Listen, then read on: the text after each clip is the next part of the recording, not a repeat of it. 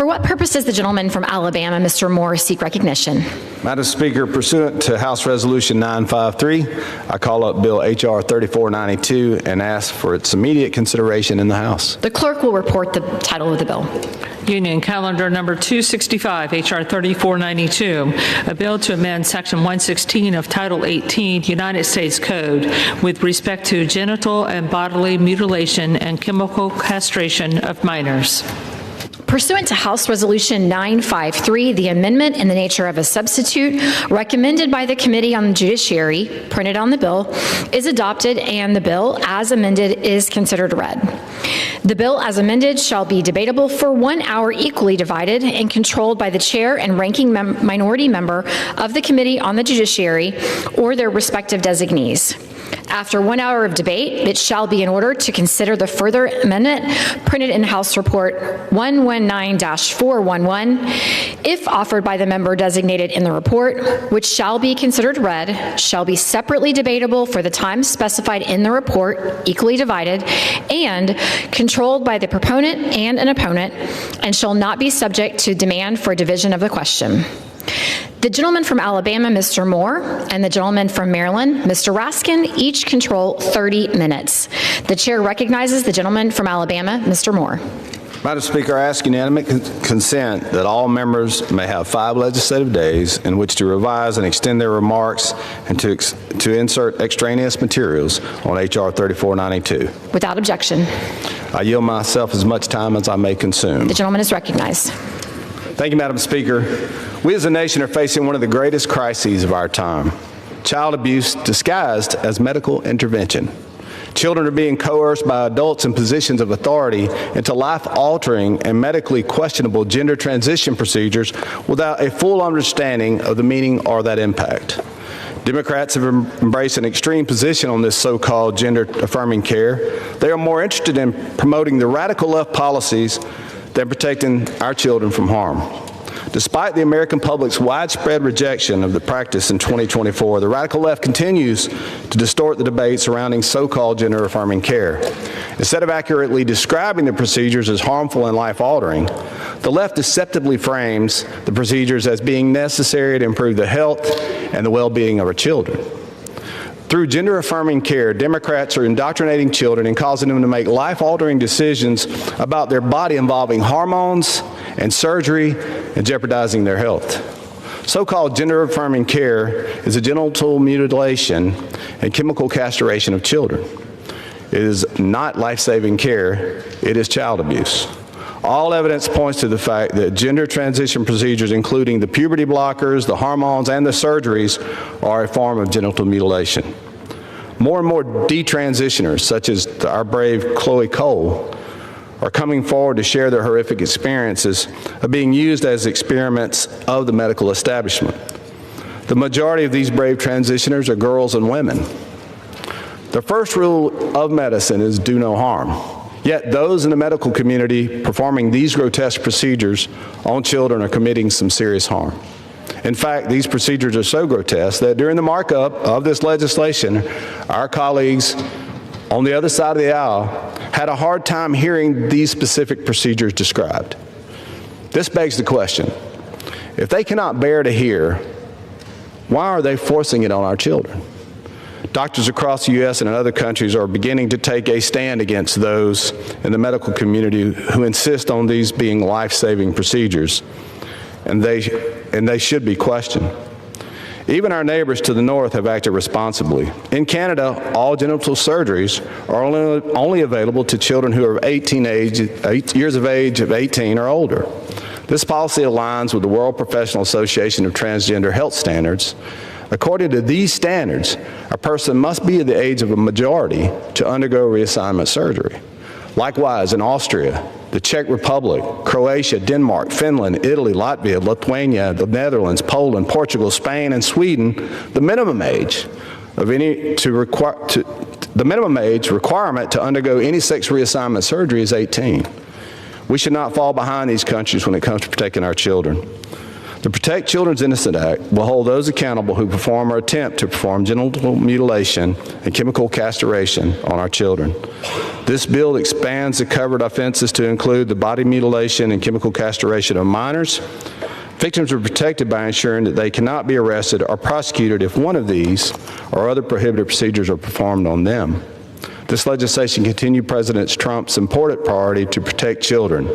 Earlier this year, President Trump issued an executive order titled Protecting Children from Chemical and Surgical Mutilation. This order defines chemical and surgical mutilation of children and halts the use of federal funds supporting gender-affirming medical care for youth under the age of 19. H.R. 3492 works to codify President Trump's executive order and amends Section 116 of the United States Code to explicitly include bodily mutilation and chemical castration. My colleagues on the other side of the aisle have lamented, leave our children alone. That is exactly what this bill does. This issue is simple. Do not force children into making the decisions that they will not be able to reverse. Do not make these children lifelong patients and dependent on the medical system. Most importantly, do not abuse our nation's children. I urge my colleagues to support this legislation, and I reserve the balance of my time. Gentleman reserves. The gentleman from Maryland, Mr. Raskin, is recognized. Thank you, Madam Speaker. I yield myself such time as I may consume. Without objection. The bill would subject doctors, nurses, other medical providers, and even parents to up to 10 years incarceration in federal prison and up to $250,000 in criminal fines for providing gender-affirming health care like hormone therapy to minors.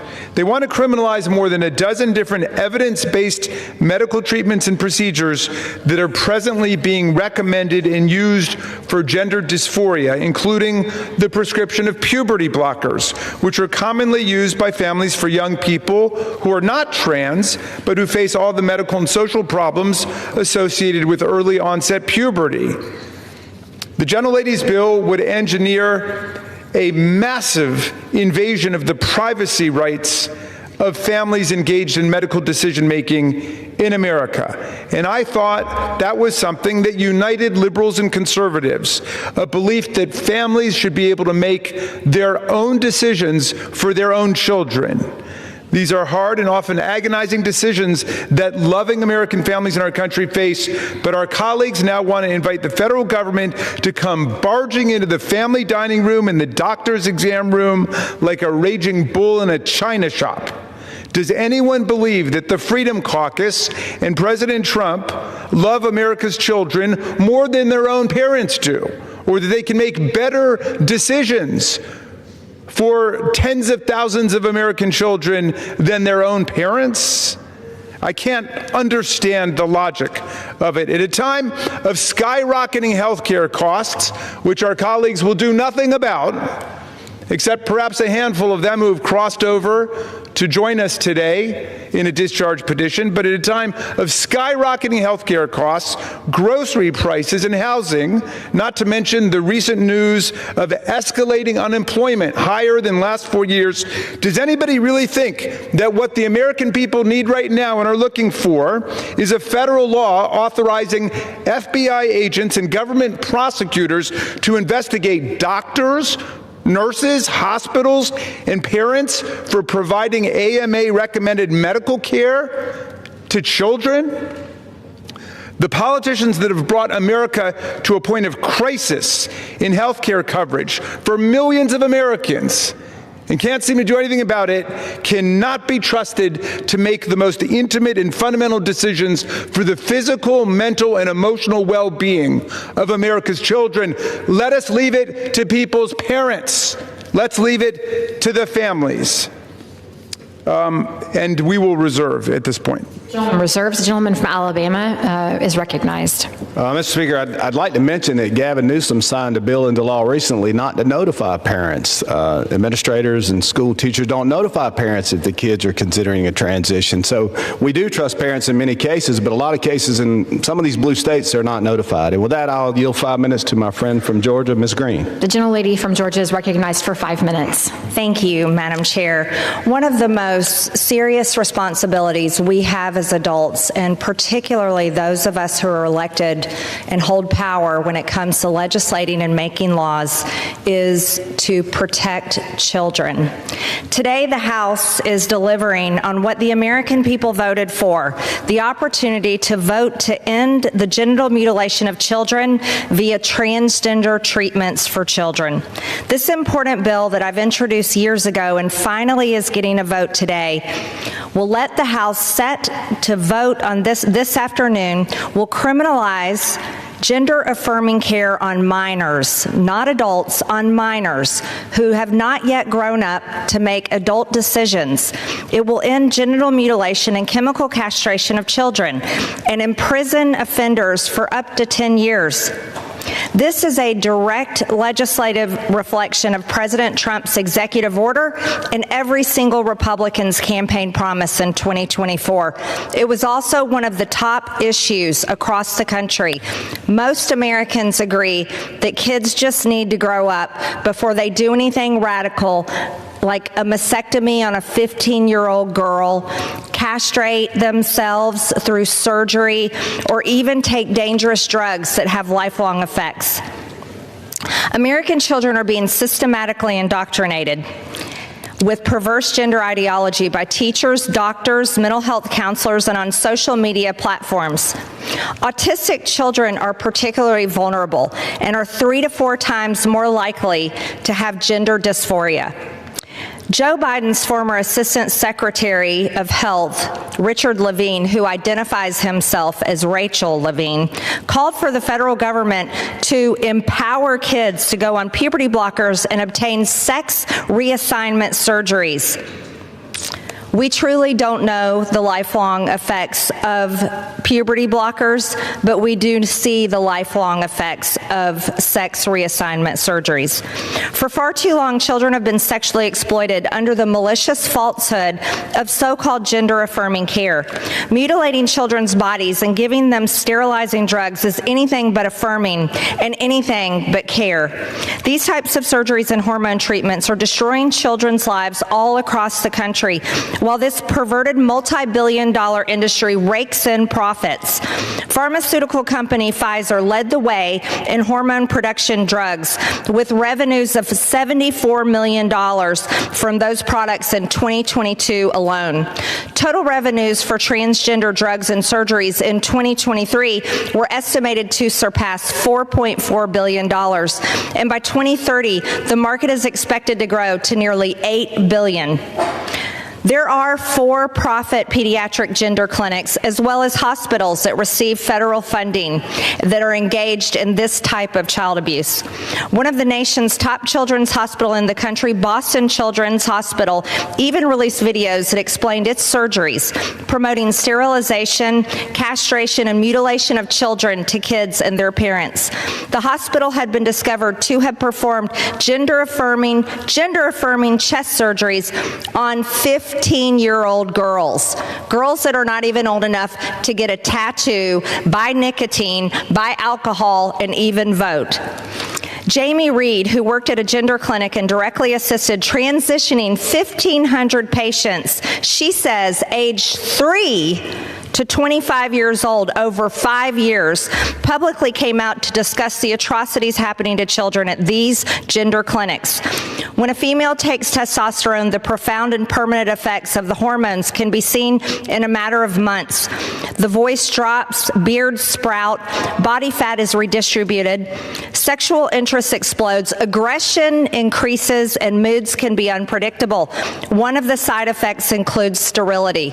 Can you imagine this happening to a young woman before she's ever even of legal age to be considered an adult? Jamie Reed has full-blown come out as a whistleblower on how fraudulent the entire industry is. The clinicians didn't care about the symptoms of the child. If the child believed they were trans, the clinicians took their word for it. If a child believes they're a unicorn, do adults take their word for it as well? We have laws that prevent children from being sexually exploited already on the books. And as a matter of fact, in 2020, this body passed a law to stop the female genital mutilation of young women all across America. My bill has the exact same commerce clause that is in the law preventing FGM. We also have federal laws that have stopped sexual exploitation of children. Gentleman's time has expired. Thank you. Without objection. Additional minute. Yeah. Ms. Green. Gentleman has 1 additional minute. Thank you, Madam Chair. We already have federal laws that stop the sexual exploitation of children related to porn and sex crimes against children. And these federal laws are so important because they protect children all across America. There's historical data that shows that 60 to 90% of prepuberty children with gender dysphoria stop identifying as trans once they grow up. And in 2022, there's a statistic that says only 12% of boys with gender dysphoria continue it into adulthood. This is a matter of common sense. This is a vote of good versus evil. And it's our duty as a governing body filled with responsible adults to protect children from making the worst mistake of their lives before they're ever grown up and have the ability to enter into adulthood. I urge the House to vote yes on the Protect Children's Innocence Act and do the right thing for America's children. I yield back. Gentleman reserves. The gentleman from Maryland, Mr. Raskin, is recognized. I yield 2 minutes to the distinguished gentleman from California, the chair of the Congressional Equality Caucus, Mark Takano. The gentleman from California is recognized for 2 minutes. Thank you, Madam Speaker. I rise in strong opposition to this bill. There are not words strong enough to express my disgust. I just want to respond to the gentlelady from Georgia. Surgery, gender-affirming surgery is never performed on young children, as is extremely rare for older transgender adolescents. This bill would have little impact on surgeries for transgender young people because surgery is already extremely rare for transgender adolescents. Republicans keep bringing up surgeries to shift attention away from how extreme this bill is. This bill hypocritically bans safe and effective medications for an entire group of people just because of who they are, while still allowing them for everyone else. This bill will not lower the cost of your health care. It will not protect children. It will not ease the strain on doctors and other health care providers. What it will do is interfere with parental choice and open private medical data up to federal investigation. It threatens to jail doctors who follow evidence-based practice supported by every medical association in the United States. It deprives children of proven life-saving medical care. My Republican colleagues should be ashamed. I'm ashamed of what they're doing.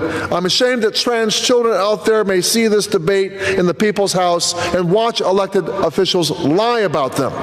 I'm ashamed that the world sees this democracy spending its time wielding the law as a weapon to attack a few rather than use the law as a shield to protect the vulnerable. And I'm furious that while millions of families struggle to afford groceries, health care, rent, and basic necessities, this is the vindictive, petty garbage Republicans are using the People's House to put to a vote. Banning health care for trans people cannot be justified by science. Using the federal government to strip parents of their right to make decisions for their children is a massive violation. And jailing doctors, and in some cases parents, for following best medical practices is Gentleman's time backwards. has expired. I yield the gentleman 30 seconds more. Gentleman's yield 30 seconds. And jailing doctors, in some cases parents, for following best medical practices is backwards, ignorant, and dangerous. To my colleagues who support this bill, you are not vested with the power to say someone does not deserve medically necessary care. This body has a duty to protect the vulnerable. This bill is a radical perversion of that duty and a disgusting abuse of power. I yield back. Thank you for the yielding. Gentleman reserves. The gentleman from Alabama is recognized. Madam Speaker, this is not rare. 5,700 children had these surgeries, mainly between 2019 and 2023 in mainly blue states. And here on PBMs, it says puberty blockers have not been approved by the FDA for the indication of gender dysphoria, and they're off-label uses. So these are not safe uses in many cases with these transitions. And with that, I'll yield 2 minutes to my friend from South Carolina, Ms. Mace. The gentlelady from South Carolina is recognized for 2 minutes. Thank you, Madam Speaker. I rise in strong support of the Protect Children's Innocence Act. And when we're talking about shameful Shameful is castrating a kid. Shameful is chopping off the breasts of an underage girl. And that is what the Democrats are doing today. It is obscene. It is disgusting. You're seeing in real time Democrats wanting and defending grooming of children. And it is abhorrent.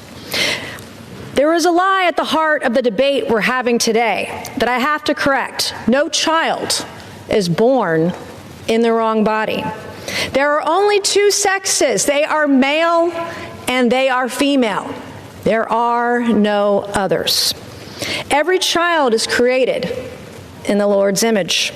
And we cannot remain silent while demonic forces are here today on the floor.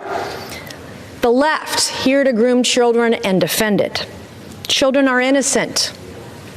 And for too long, Democrats have tried to mainstream satanic, irreversible procedures which destroy the bodies of young children and often lead to kids being sterilized for life. It leads to disease, leads to cancer, leads to suicide.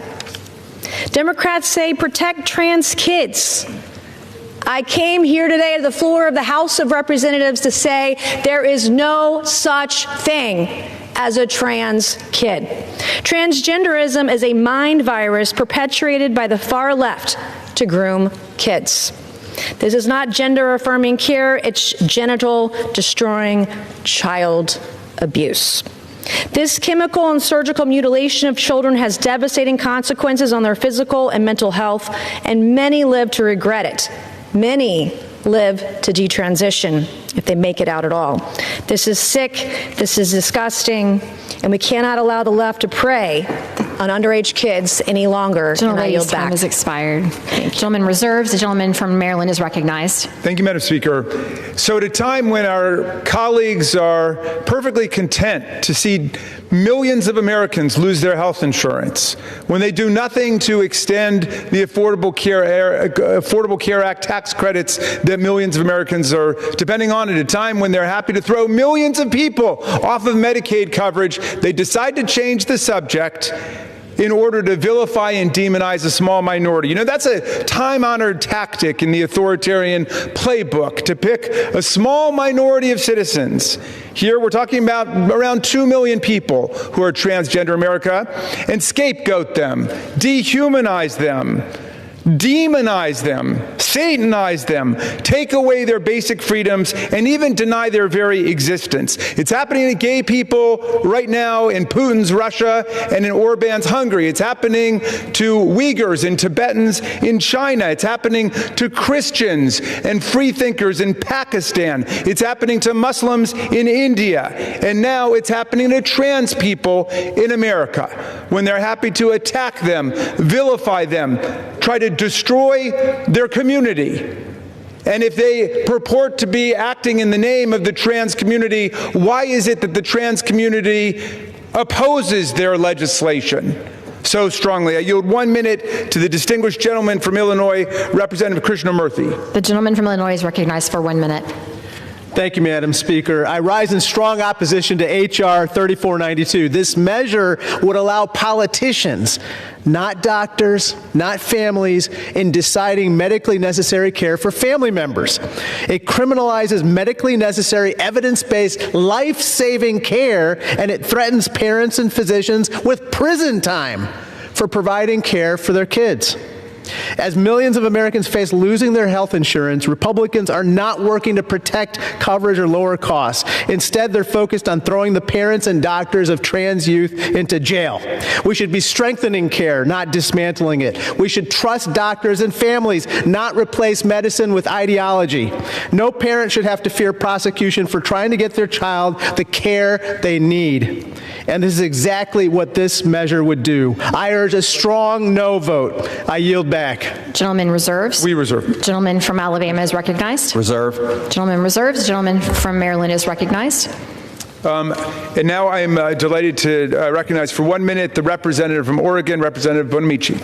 The gentlelady from Oregon is recognized for 1 minute. Thank you, Madam Speaker. I join many of our colleagues in opposing this hateful and harmful legislation. This is a devastating moment for transgender youth, their parents, and their health care providers across the country.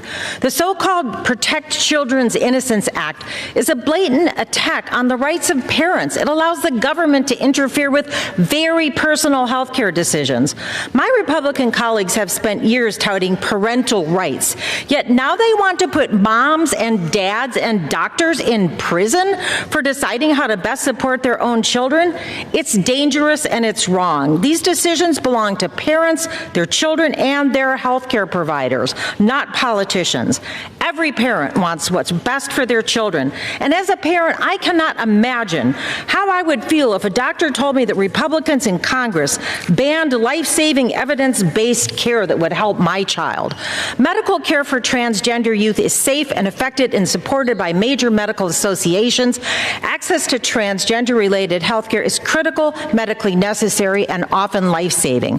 The President and my Republican colleagues have spent the years scapegoating a very small group of very vulnerable children because they have no solution to strengthen the economy, reduce health care costs, or make our communities safer. And this legislation is the Gentlelady's time has And as I expired. yield back, Madam Chair, Madam Speaker, if I find it disturbing that my The gentlelady's time has expired. I'm happy to yield another 20 seconds. Thank you. I find it disturbing and disappointing that my colleagues seem to be more obsessed with what genitals are in people's pants than whether they can afford their health care or their housing bills. And I yield back, Mr. Smith. Gentleman reserves. We reserve. Gentleman from Alabama is recognized. Gentleman reserves. Gentleman from Maryland is recognized. So we know that the proponents of this legislation are certainly not speaking for the families that have to deal with this problem, because all of them are lobbying against this. They're saying the last thing we want at this point is to send the FBI in and federal prosecutors to deal with the problem. Let them deal with it. Well, perhaps they're speaking for medical authority. Nope, not at all. Look at the letter that was just sent to members of Congress. We, the undersigned medical professional organizations, write in strong opposition to H.R. 3492. These bills, this is also 498, would criminalize and dismantle health care for transgender young people and as such represent a direct threat to our patients' welfare. We urge you to reject these extreme proposals. Look who signed this: the American Academy of Pediatrics, the American College of Obstetricians and Gynecologists, the American College of Physicians, the American Psychiatric Association, and so on. These are the people, the leading medical authorities in the country, are saying, hey, we can work this out at the state level. The gentleman referred to California. There are states that are regulating in the field as they regulate lots of different kinds of medical treatments and procedures. Suddenly, we're going to turn the United States Congress into a super medical licensing board for the entire country. And this is why our colleague from the other side of the aisle, Mr. Roy, raised the question of whether this is even constitutional.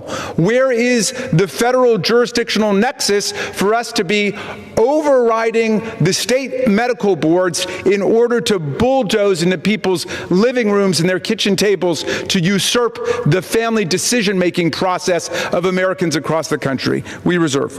Oh, I'm sorry. If I could, I see Representative Salinas has arrived. We'll yield 1 minute to the distinguished gentlelady from Oregon. Gentlelady from Oregon is recognized for 1 minute. Madam Speaker, I rise in opposition to this disgusting bill that does nothing to protect children's innocence. It endangers parents, healthcare providers, and children. It allows healthcare providers and parents to be fined and possibly jailed if they help a minor access life-saving care. And it permits federal law enforcement to act as the national gender police, allowing them to invade children's private medical records. This bill puts even more children in harm's way and exacerbates the mental health crisis that our young people are facing because it stops them from actually receiving the care that they need right now. Madam Speaker, why is our focus on this when what I'm hearing from constituents is that Republicans are falling short in addressing the cost of groceries, health care, and housing? To my Republican colleagues, why not focus on the issues that will impact millions of families who are just one paycheck away from homelessness or losing their health care instead of waging a war on children's genitals? What What is this unhealthy obsession? Let's end it today by voting no on H.R. 3492. I yield back. We reserve. Gentleman reserves. The gentleman from Alabama is recognized. Thank you, Madam Speaker. In February 2024, the American College Pediatricians released a position statement detailing how social transition puberty blockers and cross-sex hormones have no demonstrable long-term benefits on psychological well-being of adolescents and gender dysphoria. And I'm kind of reminded of a quote that the Vanderbilt University doctor said in 2022. He said, "These affirming procedures are huge money makers." And so we're here to protect the children, and with that, I'll yield 2 minutes to my friend, Mr. Moore from West Virginia. Gentleman from West Virginia is recognized for 2 minutes. Thank you, Mr. Speaker, and I rise in strong support of this legislation, and I want to thank Congresswoman Green for bringing this bill up for debate here on the floor. I'm a proud original co-sponsor of this legislation, and we've heard a couple people say we are made in the image of likeness in God, and for all of our clever scientific methods and self-rationalization out there, that is an absolute truth. And what this legislation is trying to do, and what it's going to do, God willing it's signed into law, is prevent child abuse, because that is what's going on in this country by allowing this. It's going to make it a felony for anybody to continue this abusive genital mutilation in this country to minors, to children. It's abhorrent what is being allowed right now in this country. And a felony, I think, is what's going to be able to stop this. And it should have been a felony a long time ago. I thank God that we have legislation that's going to make this criminal, because it is a criminal act that's being done on the most vulnerable people in our society. And I will point to a longitudinal study that was done by a Dr. Zucker years and years ago in Canada. Longitudinal study, and they took minors who were looking at transitioning and actually gave them mental health counseling.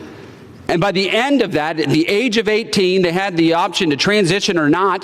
90% or more did not transition. We have a mental health crisis in this country, and instead of addressing it, we're cutting people's body parts off. So I rise in strong support of this legislation. I yield back. Gentleman yields. Gentleman reserves. Gentleman from Maryland is recognized. Thank you, Madam Speaker. I recognize my distinguished colleague from Oregon, Representative Dexter, who's both a mom and a doctor. For how much time? For 1 minute.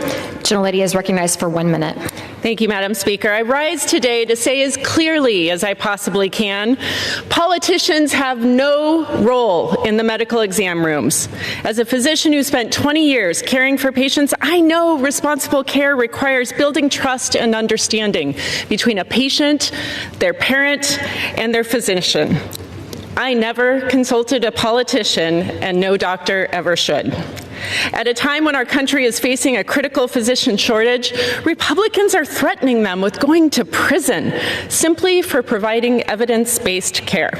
This legislation fundamentally breaks a critical trust between patients, their parents, and their physicians, pulling them into a dangerous political crusade that targets our vulnerable transgender youth. I offered 2 amendments. 1, ensure no doctor can be imprisoned for providing evidence-based care, and 2, providing parents with protection when supporting their children's health. Republicans refused a vote on both. We should be empowering doctors to take care of their patients, not locking them up. I will be relentless in the fight to keep politicians out of the exam room. Thank you, Madam Chair. I yield back. I thank the gentlelady, and I reserve. Gentleman reserves. The gentleman from Alabama is recognized. Reserve. Gentleman reserves. The gentleman from Maryland is recognized. I recognize Representative Frost from Florida for 1 minute. Gentleman is recognized for 1 minute. Republicans' whole health care plan is to restrict our ability to access health care. They're raising premiums, kicking millions off of Medicaid, and now forcing children to go without life-saving care. Under this bill, doctors and parents will spend 10 years in prison for saving kids' lives. If trans kids need care, they should have the freedom to get it, and their parents and doctors should not be jailed for it. And it amazes me that Republican politicians can't think of any better use for the power of the federal government than to bully transgender kids in bathrooms and schools, and now they want to be inside of their doctors' offices. But what amazes me even more is that they dare to call this bill the Protect Children's Innocence Act. Do you want to know what actually robs a child of their innocence? When they have to hide in a closet, in a bathroom, or in a locker as someone shoots and murders their classmates right in front of them. If you want to protect the innocence of a child, why don't you ban assault weapons instead of banning health care?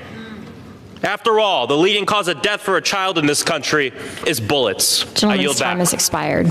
Gentleman reserves. We reserve. Gentleman from Alabama is recognized. Reserved. Gentleman reserves. Gentleman from Maryland is recognized. I recognize Representative Ramirez from Illinois for 1 minute. Gentlelady is recognized for 1 minute. Thank you. Madam Speaker, the Republican Party is quickly becoming the party of child suffering. Under their leadership and because of their policies, children are sick from cuts to Medicaid and the end of the ACA subsidies. They're hungry from cuts to SNAP. They're orphaned by violently abducting their parents. They're criminalized and strip searched at the border, and now they're denied life-saving gender-affirming care. Since my Republican colleagues seem confused about what love, what care, and what protection looks like, let me be very clear. The Protect Children's Innocence Act is not it. No one who causes or tolerates the suffering of children can claim to be their protector. Love for our children would ensure each of them have every single thing they need to thrive assured to them. So I want to urge my colleagues here in the House of Representatives to vote no. Let's build a future where our children, including our transgender little ones, are seen, are loved, and valued. And with that, I yield back. We reserve. Gentleman reserves. The gentleman from Alabama is recognized. I reserve. Gentleman from Alabama reserves. Gentleman from Maryland is recognized. Madam Speaker, every major medical and mental health association in the United States of America, representing 1.3 million doctors, the American Medical Association, the American Psychological Association, the American Psychiatric Association, all reject this legislation that is being advanced here. They all support gender-affirming care according to the most up-to-date science and medicine. And so if they're not speaking for the transgender community, which certainly they're not, if they're not speaking for all of the families and parents who are involved, which certainly they're not, if they're not speaking for the medical community and the scientific community, who indeed are they speaking for? They describe the position that these medical associations have as satanic. I mean, are they looking for an exorcism to deal with the reality of lives for millions of people in the country? I'm going to yield 1 minute now to the distinguished gentlelady from Oregon, Representative Hoyle. Gentlelady is recognized for 1 minute. Thank you, Madam Speaker. Today, we're not voting to reduce the cost of health care or to make groceries or housing more affordable or to take back the power of Congress from the executive branch in determining tariffs or deciding whether or not we should invade a sovereign nation. We're voting today on inserting government into private medical decisions. And to listen to my Republican colleagues, you would think there's an epidemic of children being forced into unnecessary gender-affirming care. There is not. Epidemics killing our children are drug addiction, overdoses, gun violence, and preventable diseases like measles. Let's work on that. But banning doctors from providing health care to transgender young people has serious unintended consequences. Politicians are getting in the way of doctors who have years of training and experience and are practicing according to professional standards of care. They know what's best for their patients. This is their area of expertise, not ours. Providing care and advice is a doctor's job. Taking care of your children is a parent's duty. Let's keep it that way. I'm proudly voting no. I encourage my colleagues to do the same. I thank the gentlelady, and we reserve. Gentleman reserves. Gentleman from Alabama is recognized. Madam Speaker, I'm going to yield 5 minutes to Ms. Green from Georgia. The gentlelady from Georgia is recognized for 5 minutes. Thank you, Madam Chair.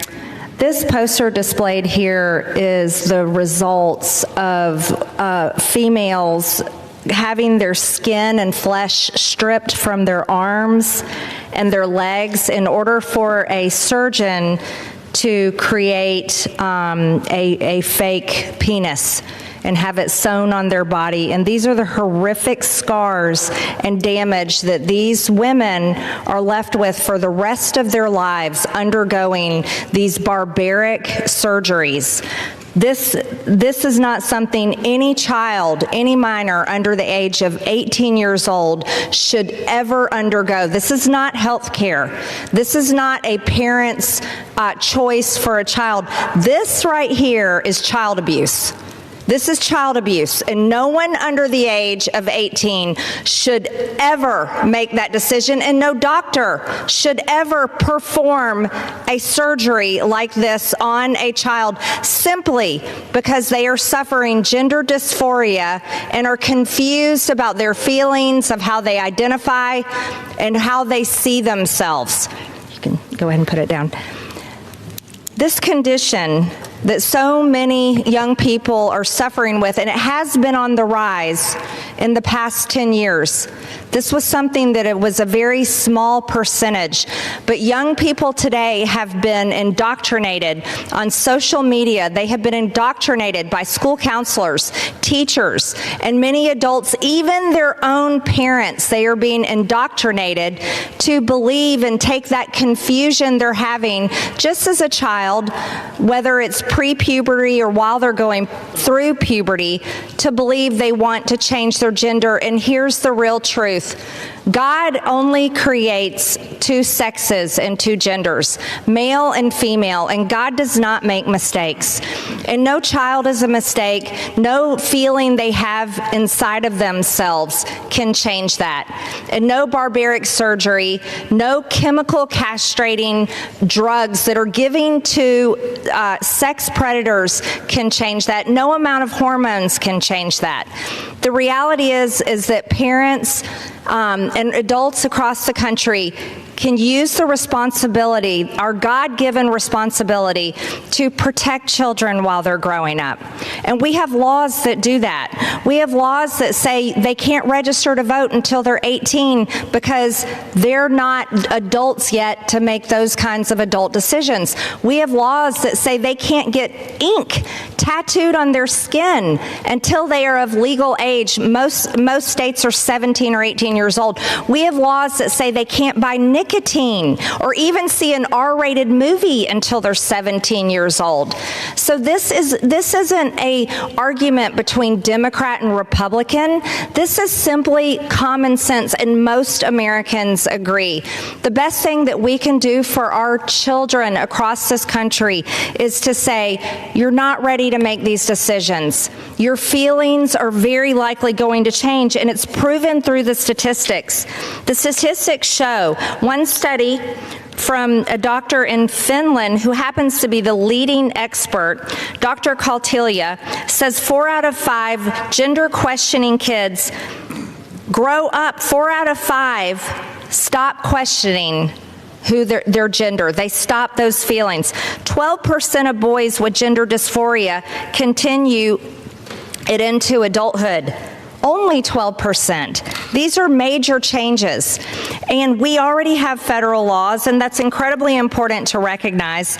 The legislation that made it a federal law against female genital mutilation, which has the same Commerce Clause in the Protect Children's Innocence Act, the bill that we will be considering that I've introduced, that bill passed by voice in 2020. That meant that no member of this body raised up and said we needed a recorded vote because they wanted to vote no. It simply passed by voice. We also have so many other laws to protect children from sexual exploitation. This is something that doesn't affect people's sexual identity. It's in no way, shape, or form insulting to anyone that identifies as gay or lesbian or bisexual. This is simply a bill to tell kids, hold on, parents, hold on. Before they have double mastectomies, before they're castrated, before they take drugs that are not FDA approved for the use that they are given, that are chemical castrating drugs, we have to stop. Has expired. Thank you. I urge the House to vote for Protect Children's Innocence Act. Gentleman reserves.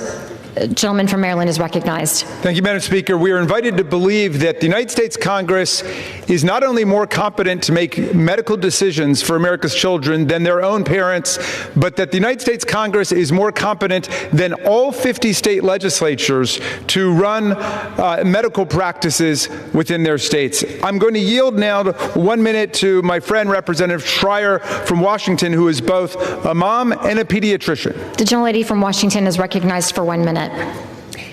Thank you. Madam Speaker, as the first and only pediatrician in Congress, I rise today to condemn the so-called Protect Children's Innocence Act.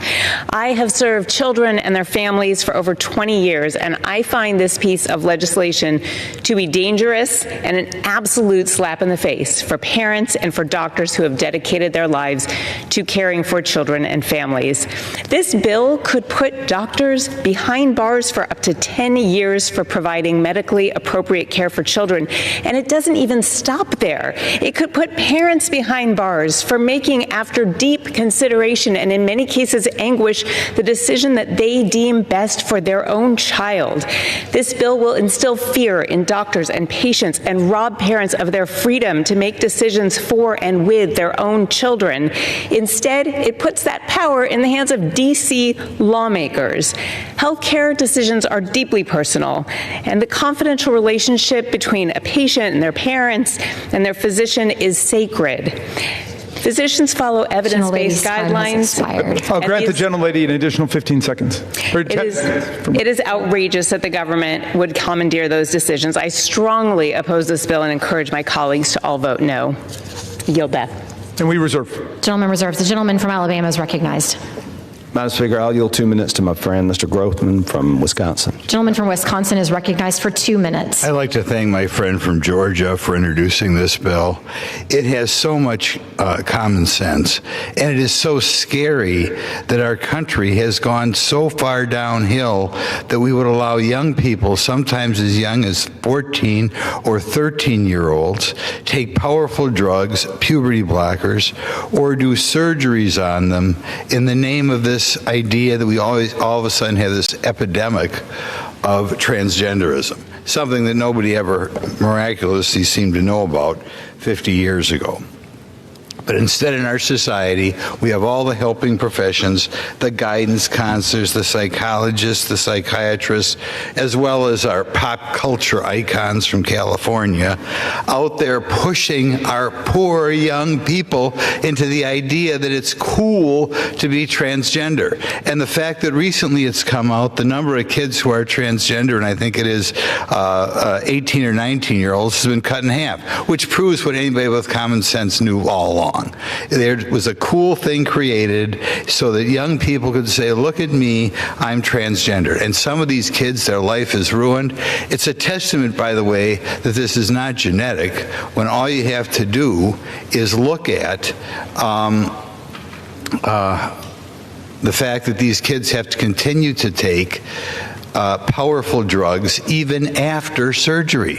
If it was a natural thing, you wouldn't have to keep taking the drugs. So in any event, I strongly hope that we take up this bill. I should also point out, last year doing doorbells like politicians do, I ran into 2 grandparents who had one granddaughter, one grandson going down this rabbit hole, and I felt so sorry for them, because when somebody makes this decision, it affects not only themselves, it affects the whole family. And in any event, I'm glad the bill's introduced. I hope they have the common sense in the Senate, probably won't, to pass the bill. So thank you. Expired. Gentleman reserves. Gentleman from Maryland is recognized. I recognize the distinguished gentlelady from Vermont, Representative Ballant, for 2 minutes. Gentlelady from Vermont is recognized for 2 minutes. Thank you, Madam Speaker. I rise today in fierce opposition to Representative Green's bill that would throw doctors and parents in jail for providing life-saving medical care. Even for Republicans, this is extreme. Are we really attempting to lock up parents and doctors? Your kids' medical care is none of their damn business. We should call this obsession with your kids and what treatment they're getting in the pediatrician's office, what it is. It's creepy. It's a creepy obsession, and we've had to deal with it for years. The science is clear. Evidence-based, medically necessary care for transgender youth is safe, it's effective, it's supported by every major medical association in the United States, including the American Medical Association and the American Academy of Pediatrics. My Republican colleagues know this because this intentionally discriminatory bill includes a bunch of exemptions to allow other kids to get the exact same medical care. I call on my colleagues to vote no on this truly reprehensible piece of legislation. Congress should not be making medical decisions for your kids. And for this reason, at the appropriate time, I will offer a motion to recommit this bill back to committee. If the House rules permitted, I would have offered the motion with an important amendment to this bill. My amendment would ensure that this bill does not compromise the private medical records of a minor or result in parents or doctors being thrown in jail. I ask unanimous consent to insert into the record the text of this amendment. I hope my colleagues will join me in voting for the motion to recommit, and I yield back. Without objection, and members are reminded to direct all of their comments to the chair. Gentleman from Maryland reserves. Gentleman from Alabama is recognized. Gentleman reserves. Gentleman from Maryland is recognized. We have no more speakers. We're prepared to close. Gentleman is recognized to close. Thank you, Madam Speaker. Well, we obviously disagree vehemently on this bill, but this may be the last time that I get to share the floor with the distinguished gentlelady from Georgia, and I want to thank her for her hard work and her thoughtful comments in CNN News recently, which moved me when she said, "I would like to say humbly, I'm sorry for taking part in the toxic politics. It's been bad for our country. It's been something I've thought about a lot, especially since Charlie Kirk was assassinated." So I want to thank you for that, and I want to wish you all the best and your family all the best in your future endeavors. Having said that, on the gentlelady's bill, look, there are lots of people in the country who are not getting their kids vaccinated for different reasons and for different kinds of illnesses. And a lot of people in the country reject that and oppose that, and perhaps the vast majority do. Does that mean we should come forward with a bill to the United States Congress to say we are going to put in jail any parents who don't vaccinate their children because we think they're making the wrong decision for their children? In other words, we know better than the parents do, and we know better than the doctors do, and we know better than the medical associations do, and we know better than all of the states do. I think that would be an absurd abuse of our power, and as Mr. Roy from Texas has been saying, a very questionable deployment of federal power, given the fact that the United States Congress has limited powers that are supposed to deal with actual national and federal issues, which is why medical care has always been left to the states to deal with. So this is like a bulldozer going into everybody's house if you happen to be dealing with this particular kind of medical crisis. And you don't have to agree with any particular decision that any particular family or set of parents have made. All you have to do is respect their right to make decisions with and for their own children. That's all that we're talking about. And you know who's on this side and opposed to this legislation? Medical associations like the American Medical Association, the American Psychiatric Association, the American Association of Pediatrics, the American Psychological Association, representing more than 1 million doctors in the country, saying, no, don't let the politicians start finger painting all over the protocols for dealing with an actual medical problem that millions of people have had to deal with in our country. So we will stand with the families, we will stand with the doctors, we will stand with the medical associations, we will stand with the states. We've got enough real work on our hands. Let's just try to get medical care and medical attention to the people of America. Millions of people are losing their access to health insurance and to Medicaid. Why don't we try to deal with that before we barge into the doctors' rooms and the living rooms and the kitchen tables of America to try to take over what is a fundamentally private and personal decision that we should be trusting families to make for themselves. And with that, I'm happy to yield back. The gentleman yields back. The gentleman from Alabama is recognized to close. Madam Speaker, how about we just don't mutilate our children? I think that's a good call, and this is allowing people above the age of 18 to make those decisions. But most of us in here were young people at one time or another, and I can remember being in the second and third grade, and there was a thing called cooties. I don't know if y'all remember that, but if you hung around the girls, they'd say, "Oh, don't do that, you're going to get the cooties." I don't know if y'all ever heard that term, but it's a South Alabama thing, Ms. Bice. But by the time we were in the sixth grade, we were on the gym floor trying to decide whether or not to ask. We didn't have the courage to ask the girls to dance. And by the time we were in the 10th or 11th grade, we were hoping they would notice us in the hallways. And by the time we were seniors, maybe we had the courage to ask them on a date, and maybe they said yes. But the decisions that they're wanting to make, these are kids that are in the second and third grade. These are not kids that are either old enough to understand that we might be interested, we might want to, go the direction like Marjorie said. Only 12% of the males who go through this actually stick with it. So it's important to us to understand that these are children, and in many cases, they are being bullied by the physicians. One of the physicians in Vanderbilt said we make a boatload of money on these procedures, and often I think that it's more about the children and protecting the children than driving this ideological left wing, whatever it is, and a mutilation of our children. So with that, I'll yield back, and thank you. The gentleman yields back. All time for debate on the bill has expired. The chair understands that amendment number 1, printed in the House Report 119-411, will not be offered. Pursuant to House Resolution 953, the previous question is ordered on the bill as amended. The question is on engrossment and third reading of the bill. Those in favor say aye. Those opposed say no. The ayes have it. Third reading. A bill to amend Section 116 of Title 18 United States Code with respect to genital and bodily mutilation and chemical castration of minors. For what purpose does the gentlewoman from Vermont seek recognition? Madam Speaker, I have a motion to recommit at the desk. Clerk will report the motion. Ms. Ballant of Vermont moves to recommit the bill, H.R. 3492, to the Committee on the Judiciary. Pursuant to Clause 2B of Rule 19, the previous question is ordered on the motion to recommit. The question is on the motion. All those in favor say aye. Those opposed, no. The noes have it. The motion is not agreed to. Madam Speaker, I ask for the yeas and nays. The yeas and nays are requested. Those favoring a vote by the yeas and nays will rise. A sufficient number having risen, the yeas and nays are ordered. Pursuant to Clause 8 of Rule 20, further proceedings on this question will be postponed.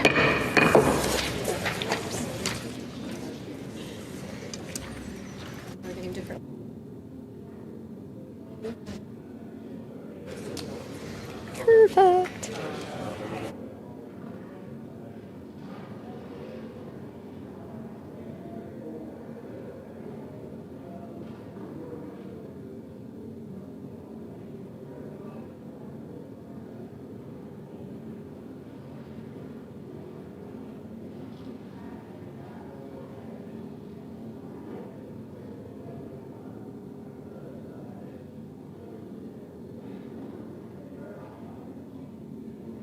Reading.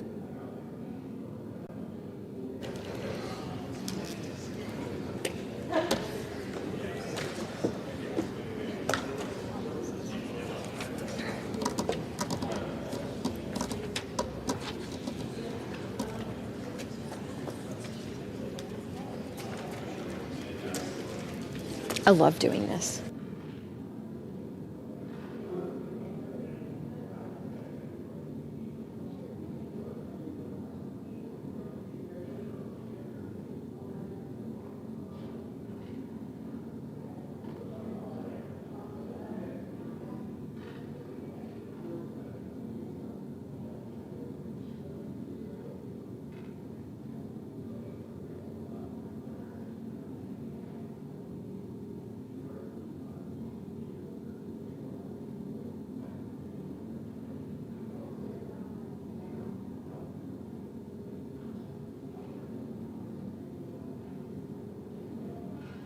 Some of it.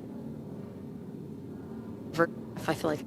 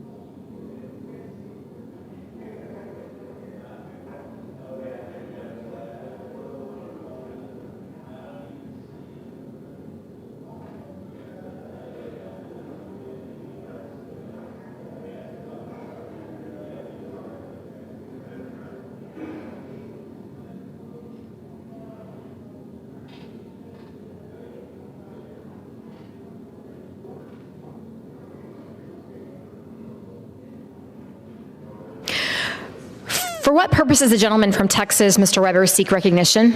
Madam Speaker, pursuant to House Resolution 951, I call up H.R. 3616 and ask for its immediate consideration in the House. The clerk will report the title of the bill.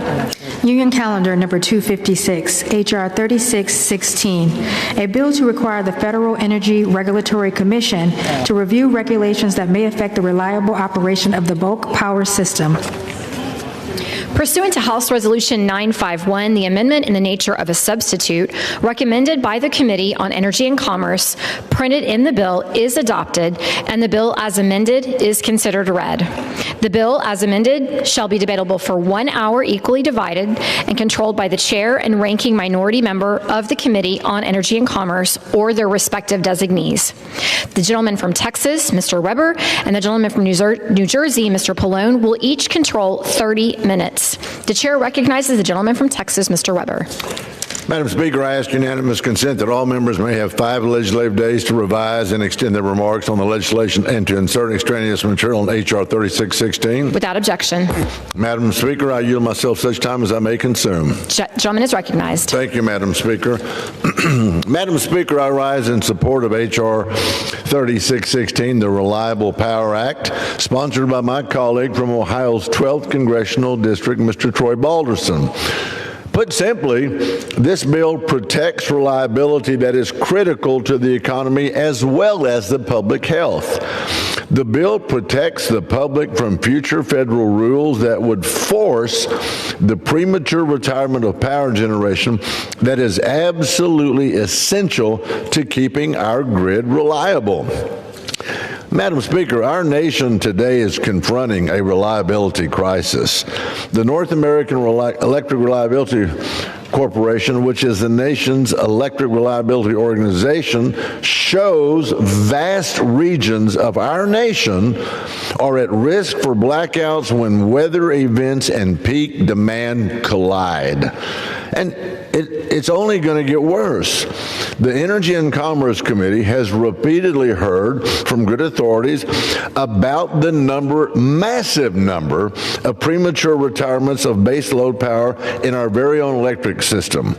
These retirements take much needed energy out of the grid system without adequate replacement of the types of base load power needed to remain the very reliability we depend on. The numbers are staggering, Madam Speaker.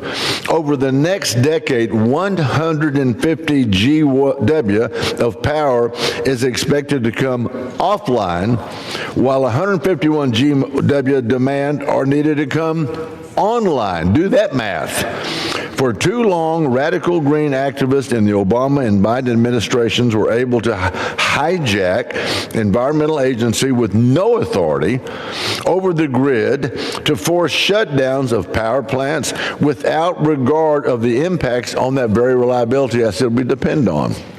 Madam Speaker, if the Biden EPA's Radical Clean Power Plan 2.0 had gone forward, it would have shut down most of the nation's coal-fired power and threatening the closing of a substantial number of existing gas generation plants to a disastrous effect.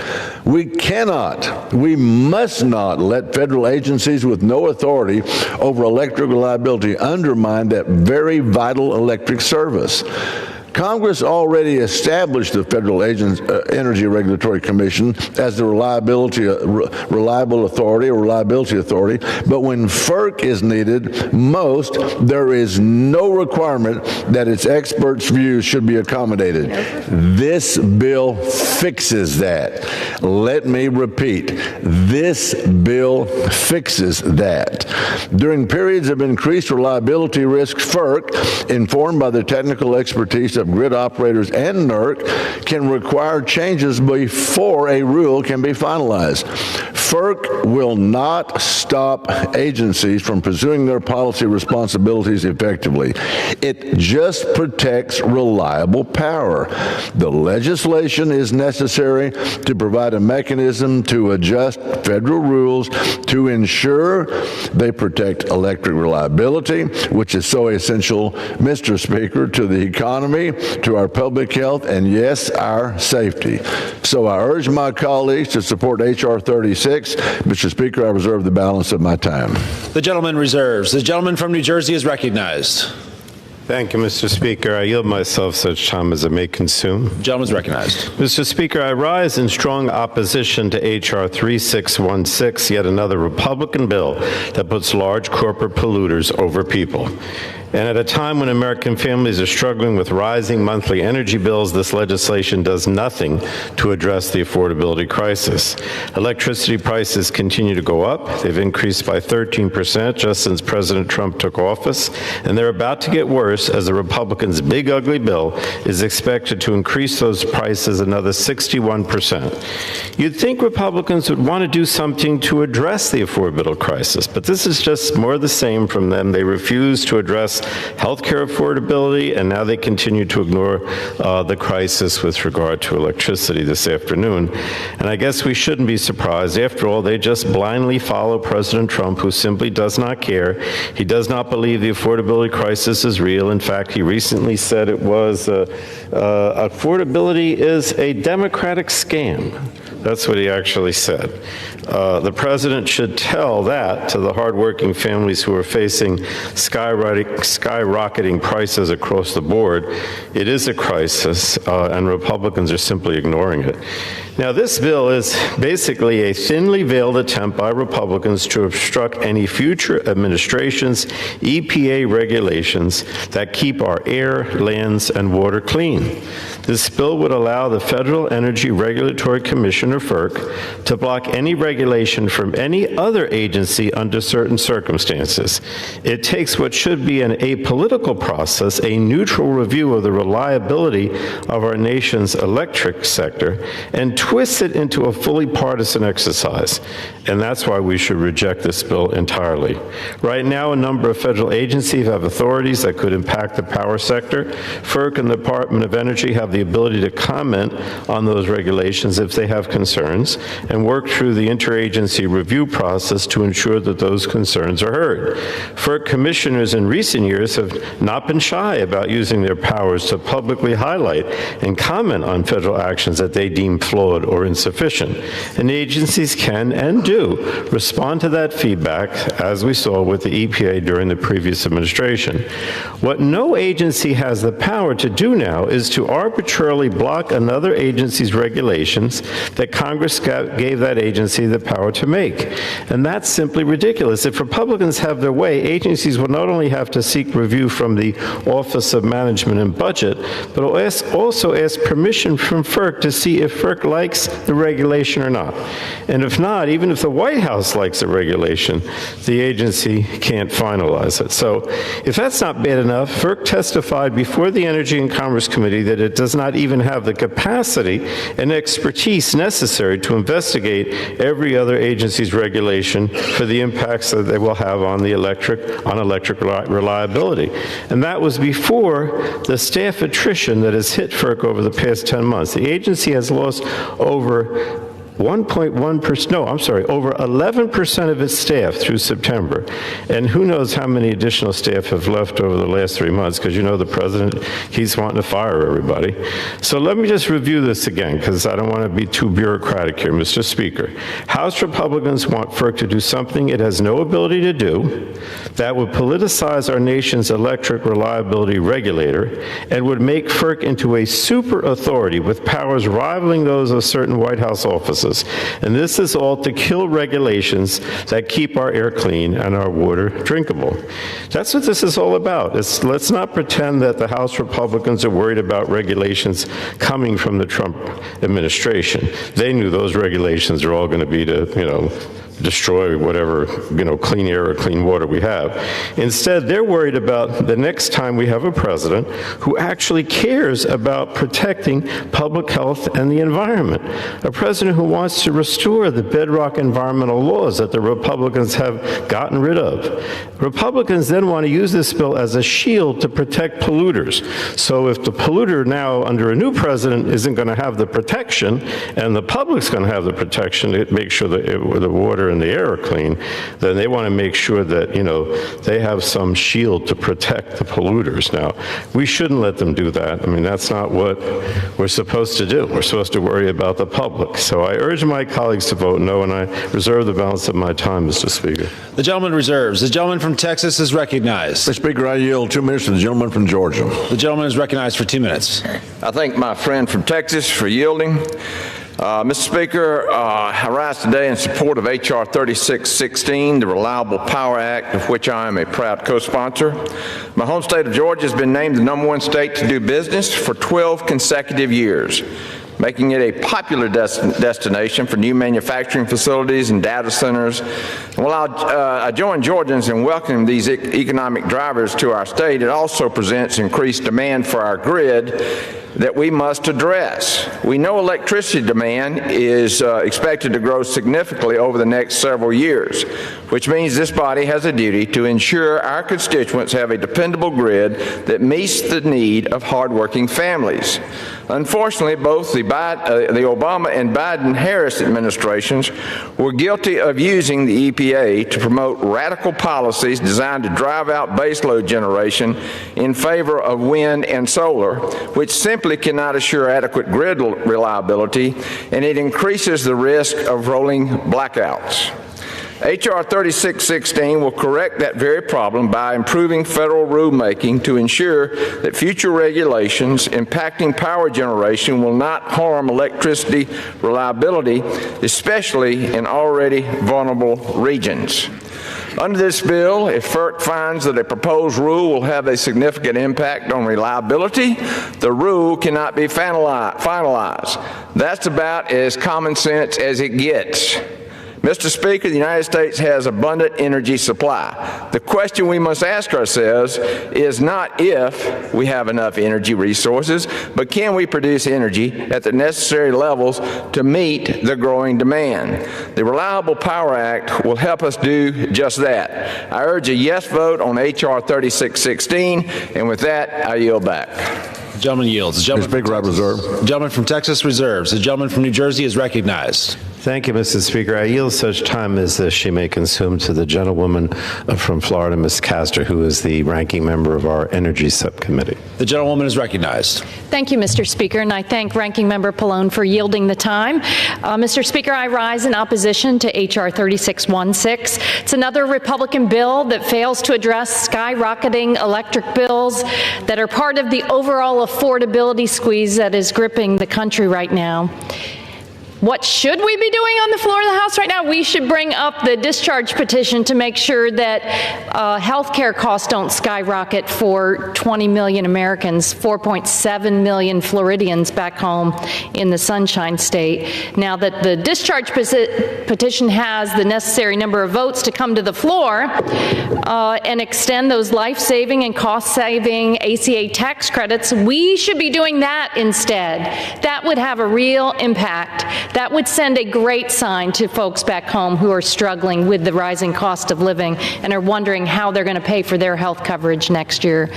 That would really help our neighbors back home. But alas, we're not doing that. While at a time prices are up, inflation is up, and despite the Republican promises to do something about it, all of their bills and their policies are making it worse. They're making life even more expensive. Household electricity prices are up across America by about 13%, and a lot higher in some places. Why is that the case? First of all, the big ugly bill that Republicans passed in July to provide tax breaks to the wealthy and well-connected took away tax credits to keep cleaner, cheaper energy producing across America. They ripped away rebates for households to help them afford the cost of upgrading their homes, making their lives more energy efficient. Also, these arbitrary Trump tariffs now are at the highest level since the 1930s. You see it in your grocery bill, but it's also impacting electricity cost. Even poles and wires and things that we import for our electricity system, those costs are way up, and that's being passed along to consumers. And then the Trump administration has canceled hundreds of projects across America, some that were permitted and approved, ready to bring cleaner, cheaper energy onto the grid to help keep electricity prices lower. All of that is a recipe for skyrocketing electricity bills. But what do Republicans in Congress do? They keep bringing these random bills to the floor to boost the profits of polluters. This bill is a good example of that. This bill would elevate the Federal Energy Regulatory Commission above any other federal agency, give it unprecedented veto power, and transform it and the North American Energy Reliability Corporation into political actors, a world away from the independent agencies that they are now, where they act in the public interest, not in the interest of polluters. And you know, Mr. Speaker, FERC doesn't even want this power, and they lack capacity and they lack the staff for this highly technical work. When we discussed this bill 2 years ago, David Ortiz, then FERC's director of the Office of Electric Reliability, testified before the Energy and Commerce Committee that FERC couldn't execute on the bill because FERC does not have the capacity to assume other agencies' expertise. And that was before FERC lost 11% of its staff, hardworking public servants, due to resignations and layoffs under the Trump administration. This bill doesn't do anything to provide FERC with the staff or funding they would need to implement the bill. No, it doesn't. Polluters simply want to short circuit any oversight of their higher costs and pollution. That's what this is about. You know, FERC already has the power to intervene and comment on agency rulemaking dockets if they think there could be a reliability issue, as does NERC, as does any of the grid operators and any utility.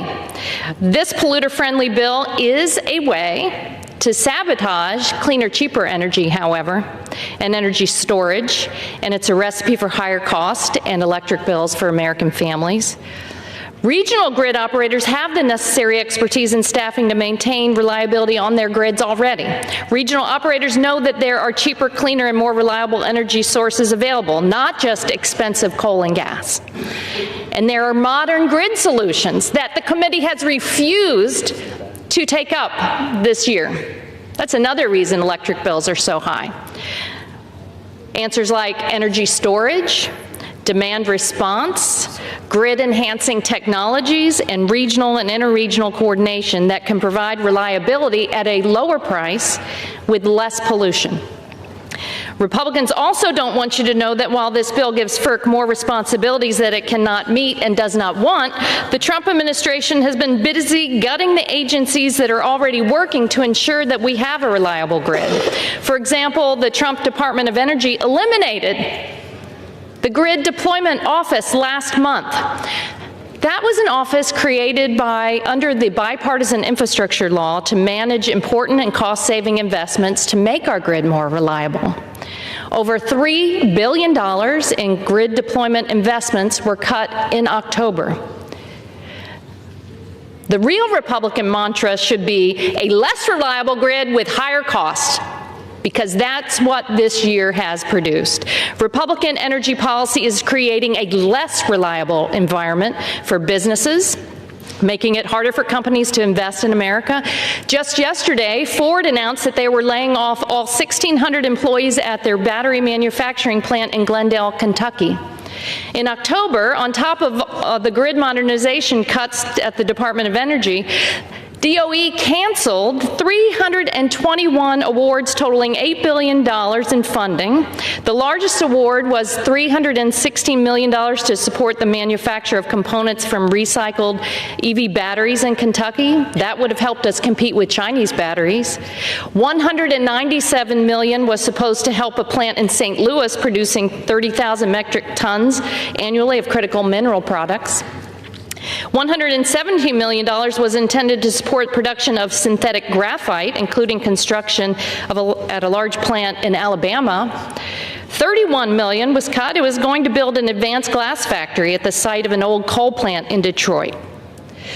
All of this taken together, as a result, the United States will have less capacity to support real, reliable power. This bill does not solve problems, doesn't tackle the affordability crisis. It makes it worse.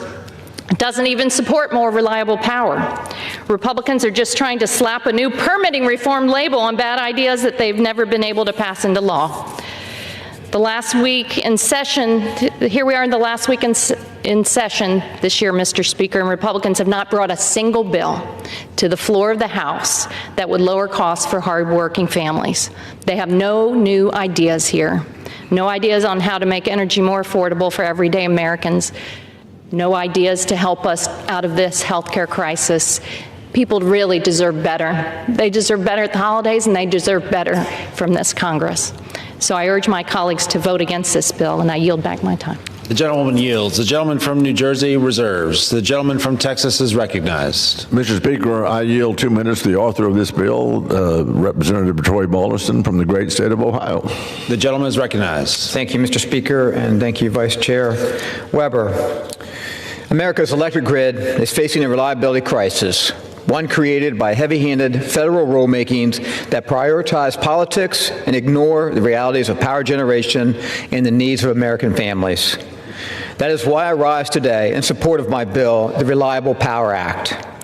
Under the Biden administration, federal agencies pushed out rapid-fire climate rules and mandates with little coordination and even less accountability. Instead of listening to grid operators, they raced to advance extreme policies that threatened our most dependable power sources, with the American people paying the price. The Reliable Power Act puts an end to this by preventing federal rules from moving forward if they threaten the ability of the grid to keep the lights on. This legislation ensures proper coordination between FERC, the Federal Energy Regulatory Commission, and federal agencies proposing regulations that could affect the power generation and grid reliability.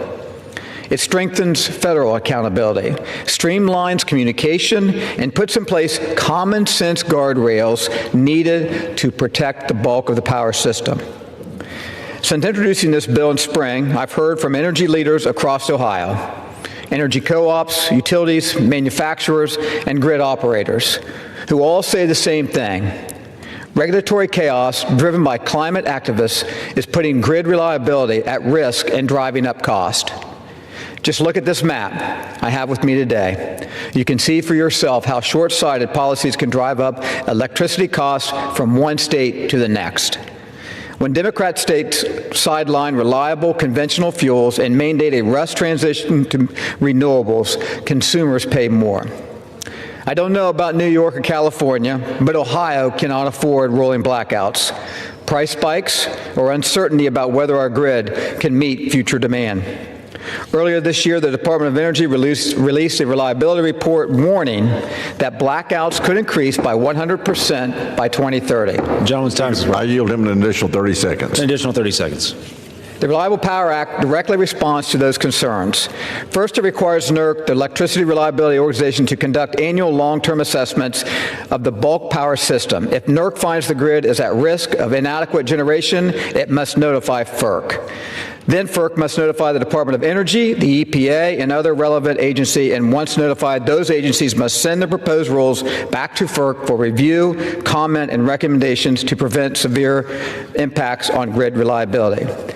I urge my colleagues on both sides of the aisle to support this bipartisan, common-sense legislation and ensure that no future administration or unelected federal bureaucrat can unilaterally jeopardize grid reliability. Thank you, Mr. Speaker. I yield back. The gentleman yields. Gentleman from Texas. Mr. Speaker, I reserve. Reserves. The gentleman from New Jersey is recognized. Thank you, Mr. Speaker. I yield myself such time as it may consume. I have a lot of respect for the gentleman from Ohio who just spoke, but the bottom line is I think it's dishonest for Republicans to claim that the cost of compliance with environmental regulations is driving up utility prices. The regulatory chaos that the gentleman from Ohio mentions is created by the Trump administration.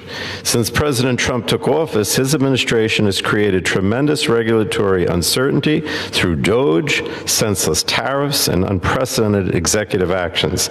And as a result, as I mentioned, electricity prices are up 13% and natural gas prices are up 8% since the president took office. Mr. Speaker, this holiday season, Americans are struggling to afford record high utility bills and skyrocketing grocery prices. Donald Trump and the Republican Party were elected on their promise to bring prices down.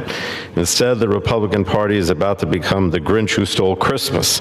They want to let the Affordable Care Act credits that kept health insurance affordable for families to expire on January 1st. And this bill, the Reliable Power Act, would let the Federal Energy Regulatory Commission, or FERC, kill any environmental regulations they don't like. In other words, this bill would make Americans sicker as health insurance prices are skyrocketing. And Republicans in Congress are just not delivering on their promise to bring down prices. The big ugly bill will increase electricity prices for American families by 61%. Instead of passing partisan bills this week that would increase energy prices, Republicans should be working with us and Democrats on bipartisan proposals that can decrease energy bills.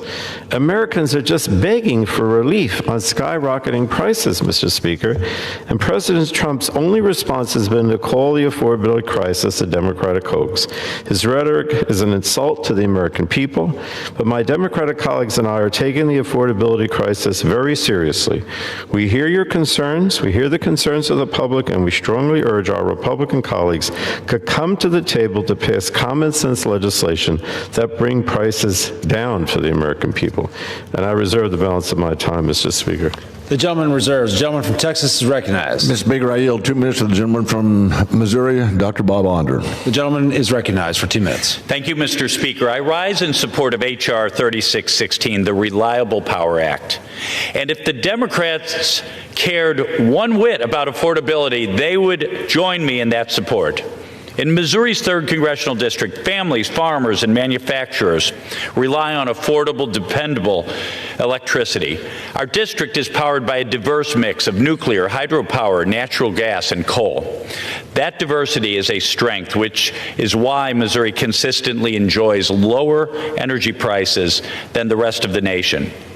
But reliability is threatened when Washington policies force premature plant closures and prioritize ideology over affordability. The Reliable Power Act restores common sense. It ensures that grid reliability is not sacrificed and that critical baseload generation is protected when reliability is at risk. This bill protects consumers from price hikes, safeguards American manufacturing, and keeps power flowing in communities like mine.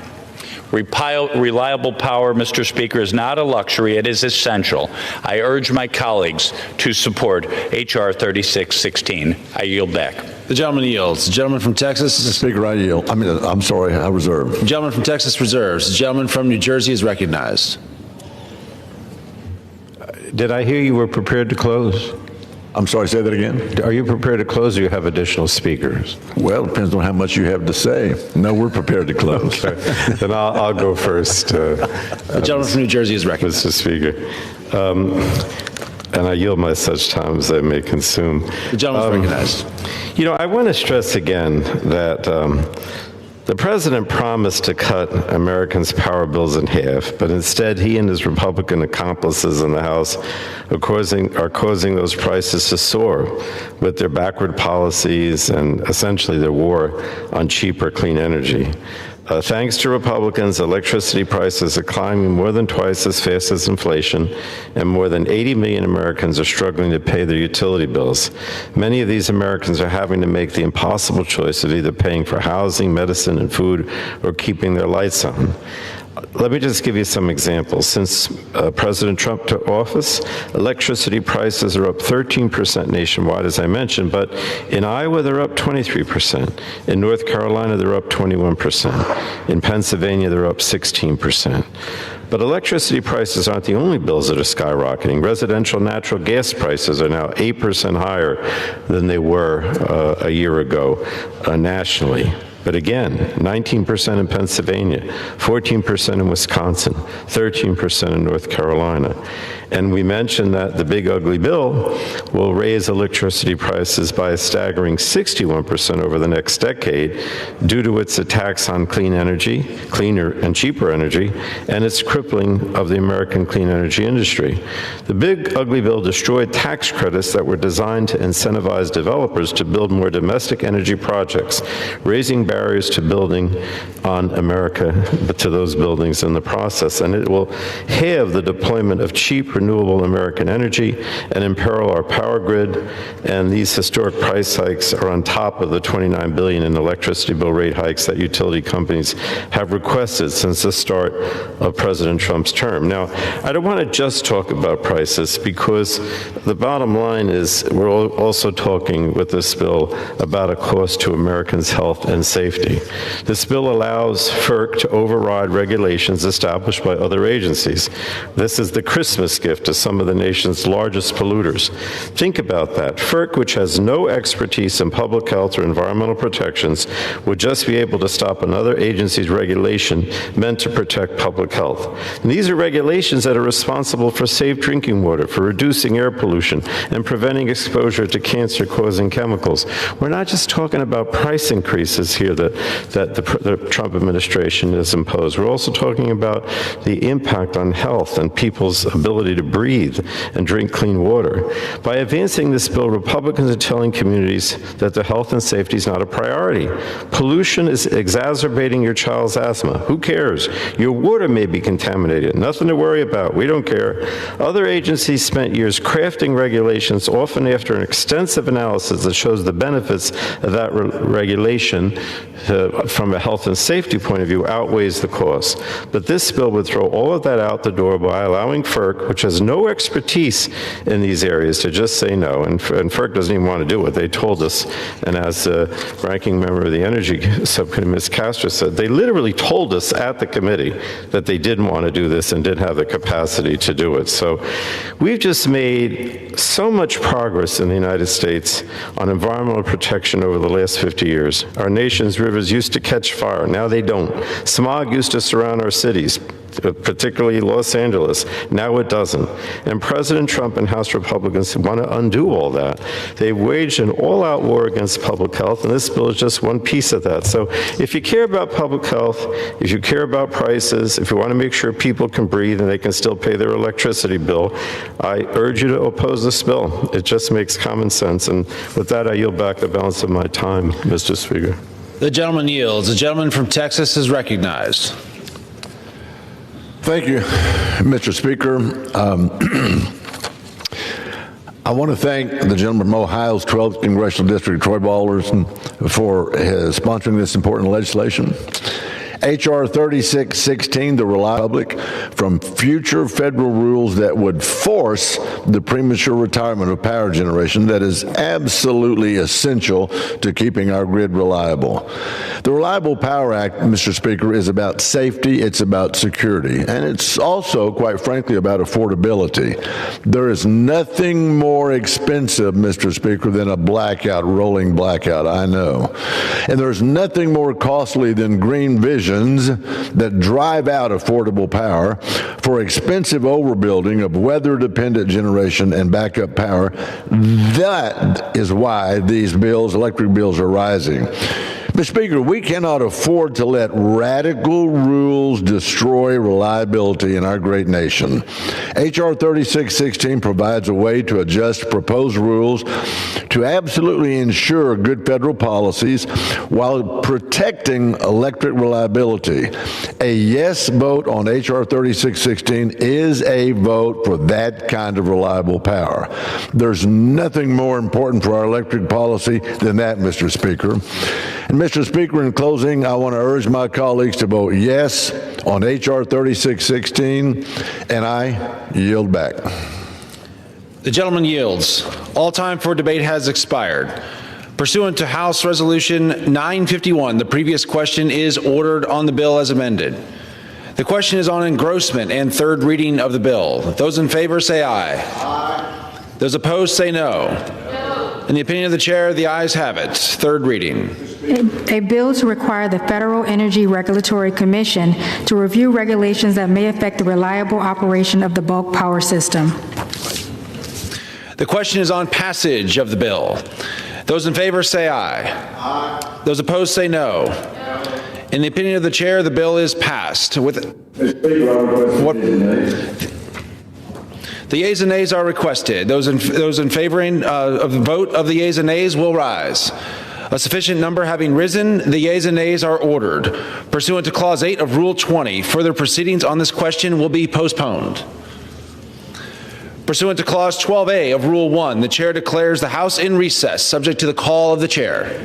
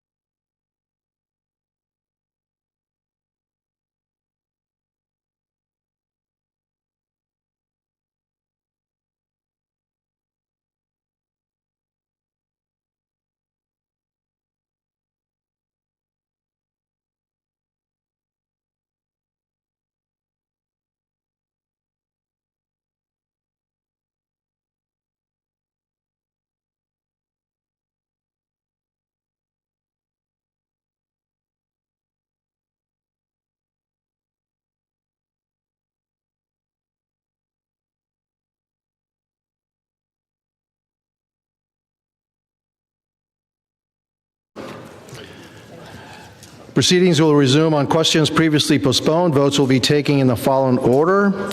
Adoption of House Concurrent Resolution 61. Adoption of House Concurrent Resolution 64. Passage of H.R. 3616. The motion to recommit H.R. 6703. Passage of H.R. 6703 if ordered. The motion to recommit H.R. 3492. And passage of H.R. 3492 if ordered. First electronic vote will be conducted as a 15-minute vote pursuant to Clause 9 of Rule 20. Remaining electronic votes will be conducted as 5-minute votes. Pursuant to Clause 8 of Rule 20, the unfinished business is the vote on adoption of House Concurrent Resolution 61, on which the yeas and nays are ordered. The clerk will report the title of the concurrent resolution. House Concurrent Resolution 61, concurrent resolution directing the President, pursuant to Section 5C of the War Powers Resolution, to remove United States Armed Forces from hostilities with presidentially designated terrorist organizations in the Western Hemisphere. The question is an adoption of the concurrent resolution. Members will record their votes by electronic device. This is a 15-minute vote.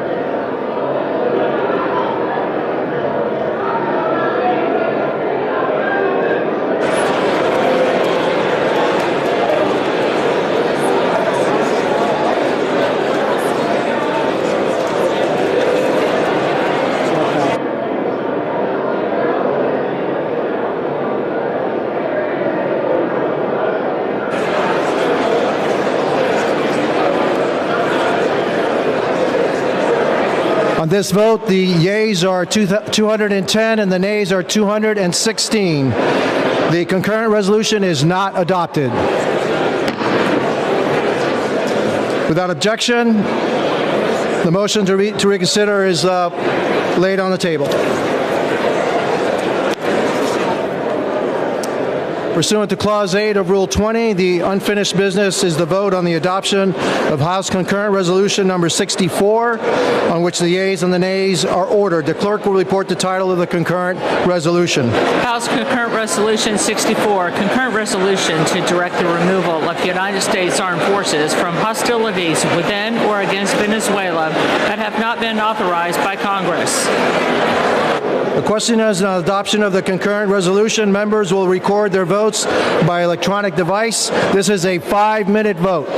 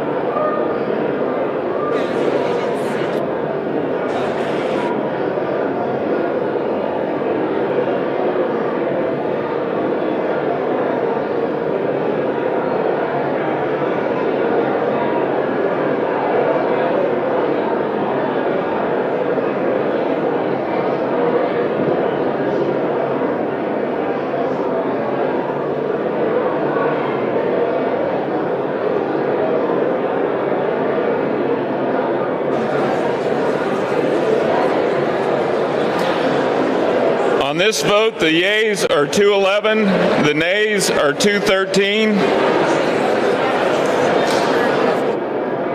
The concurrent resolution is adopted. Not adopted.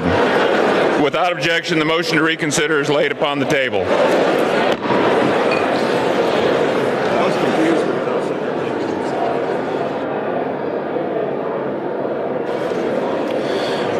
Pursuant to Clause 8 of Rule 20, the unfinished business is the vote on passage of H.R. 3616, on which the yeas and nays are ordered. The clerk will report the title of the bill. Union Calendar Number 256, H.R. 3616, a bill to require the Federal Energy Regulatory Commission to review regulations that may affect the reliable operation of the bulk power system. The question is on passage of the bill. Members will record their votes by electronic device. This is a 5-minute vote.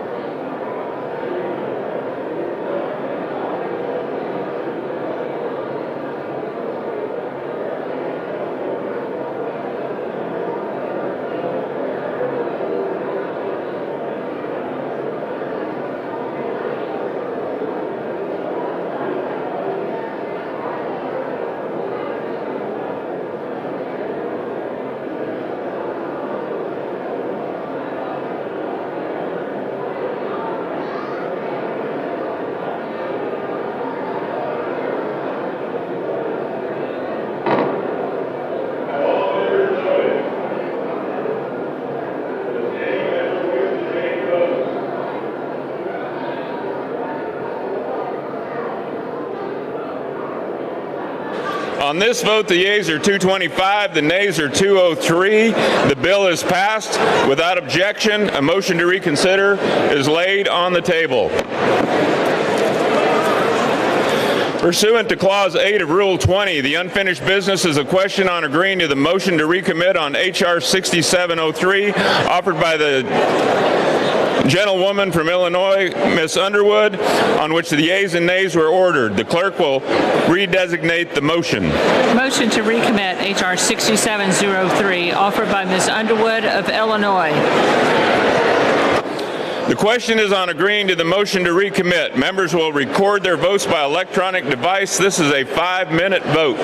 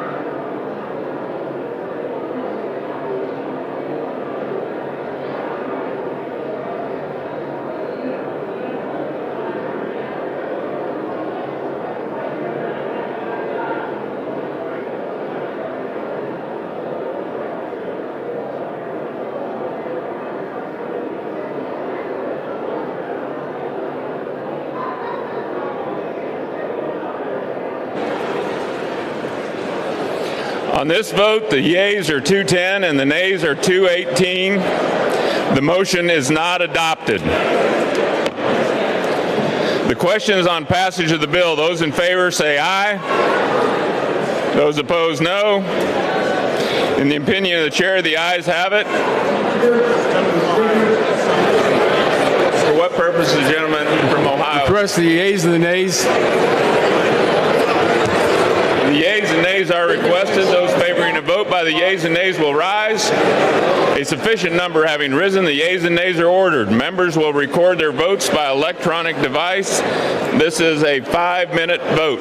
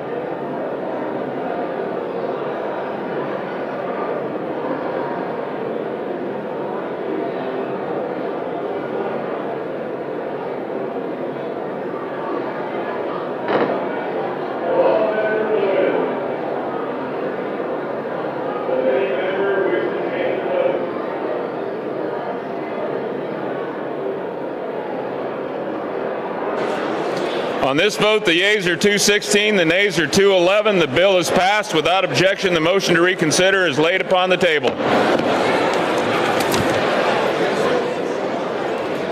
Pursuant to Clause 8 of Rule 20, the unfinished business is the question on agreeing to the motion to recommit on H.R. 3492 offered by the gentlewoman from Vermont, Ms. Ballot, on which the yeas and nays were ordered. The clerk will redesignate the motion. Motion to recommit H.R. 3492, offered by Ms. Ballot of Vermont.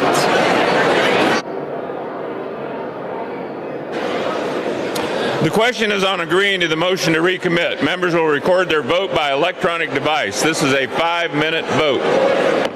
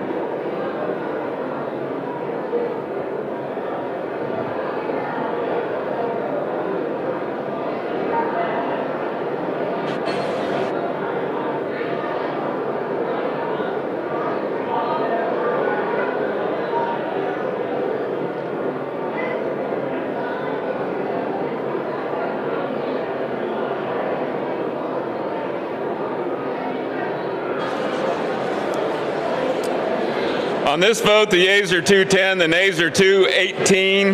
The motion is not adopted.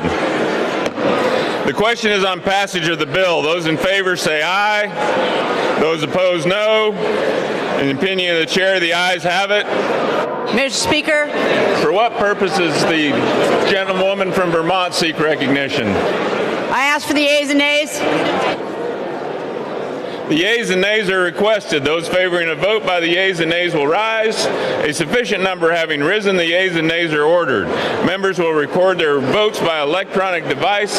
This is a 5-minute vote.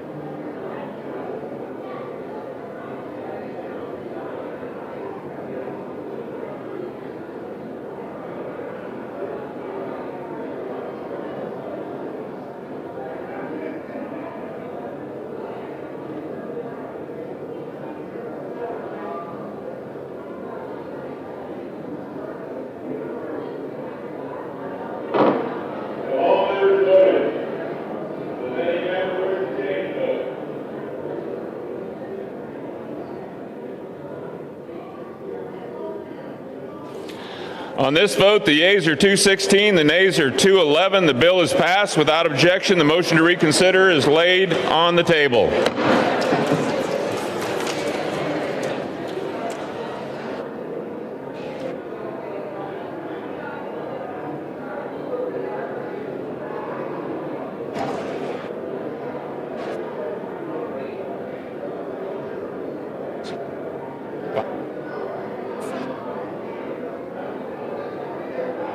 Others can find them, but we can start.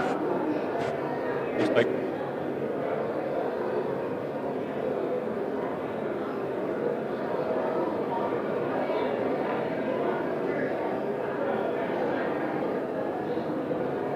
you want me to start?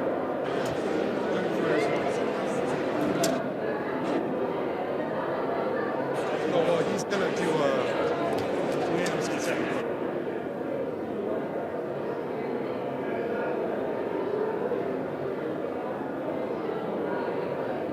For the purpose of the gentleman from Arizona, seek recognition. Mr. Speaker, I ask unanimous consent that when the House adjourns today, it adjourn to meet at 9 a.m. tomorrow.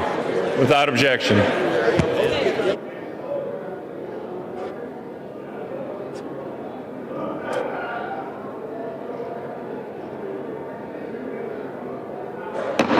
The House will be in order.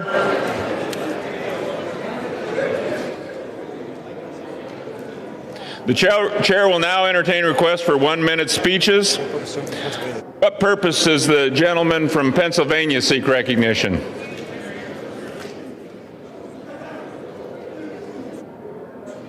To address the House for 1 minute and revise and extend my remarks, and the House is not in order. The gentleman is correct. The House is not in order.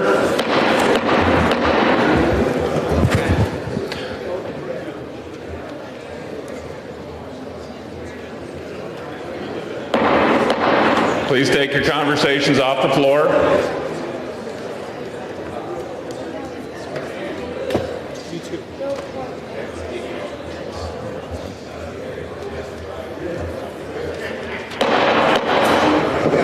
The House will be in order.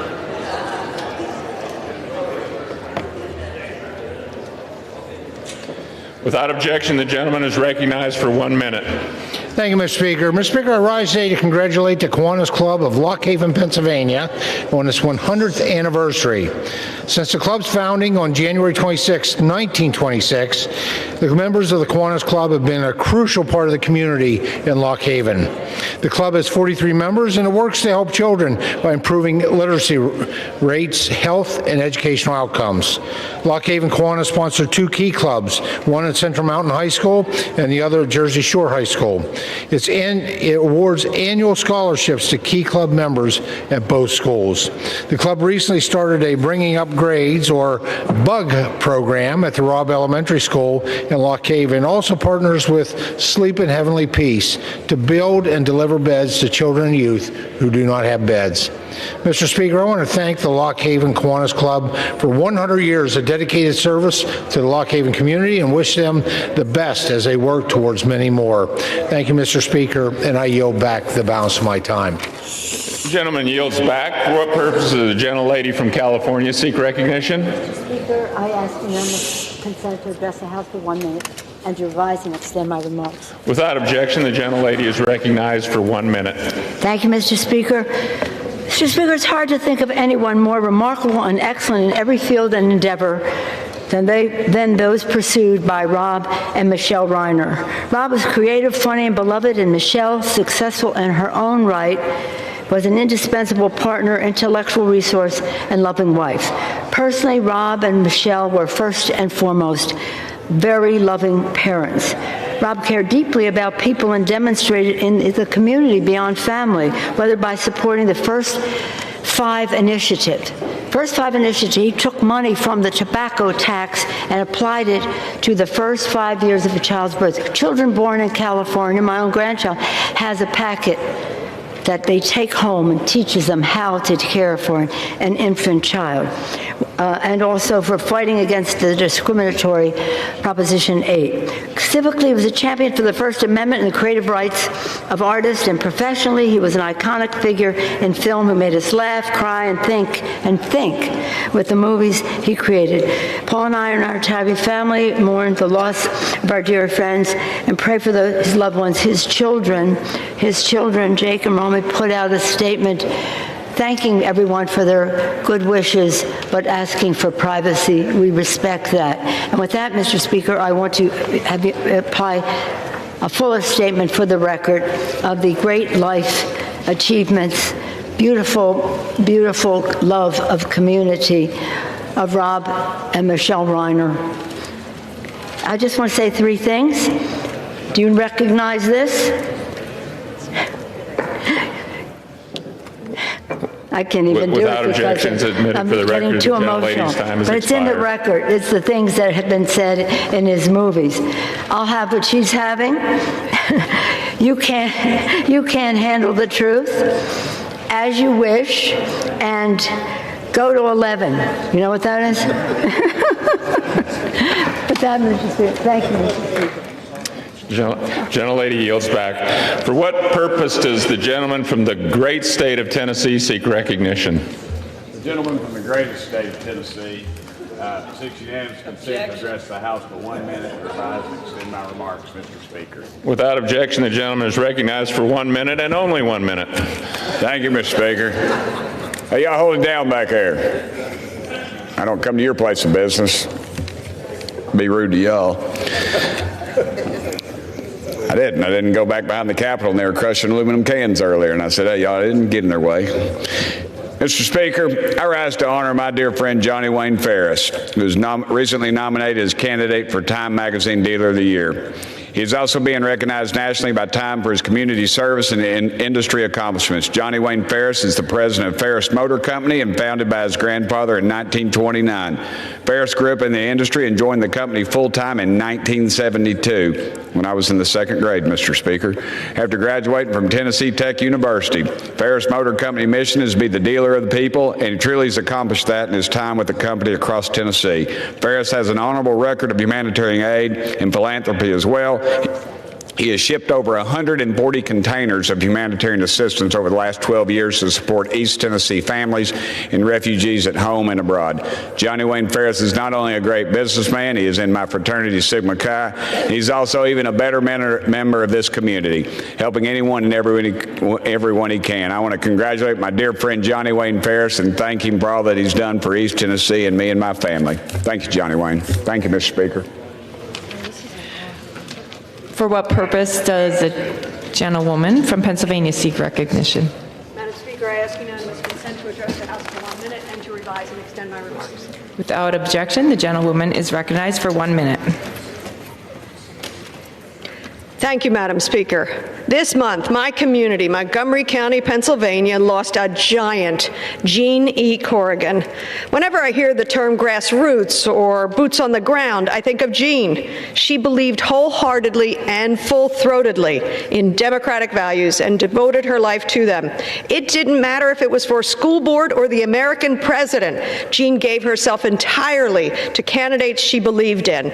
She led by example, always willing to knock doors, make calls, volunteer at polling places. She served on countless committees and was vice chair of her local party, the Abington-Rockledge Democratic Committee.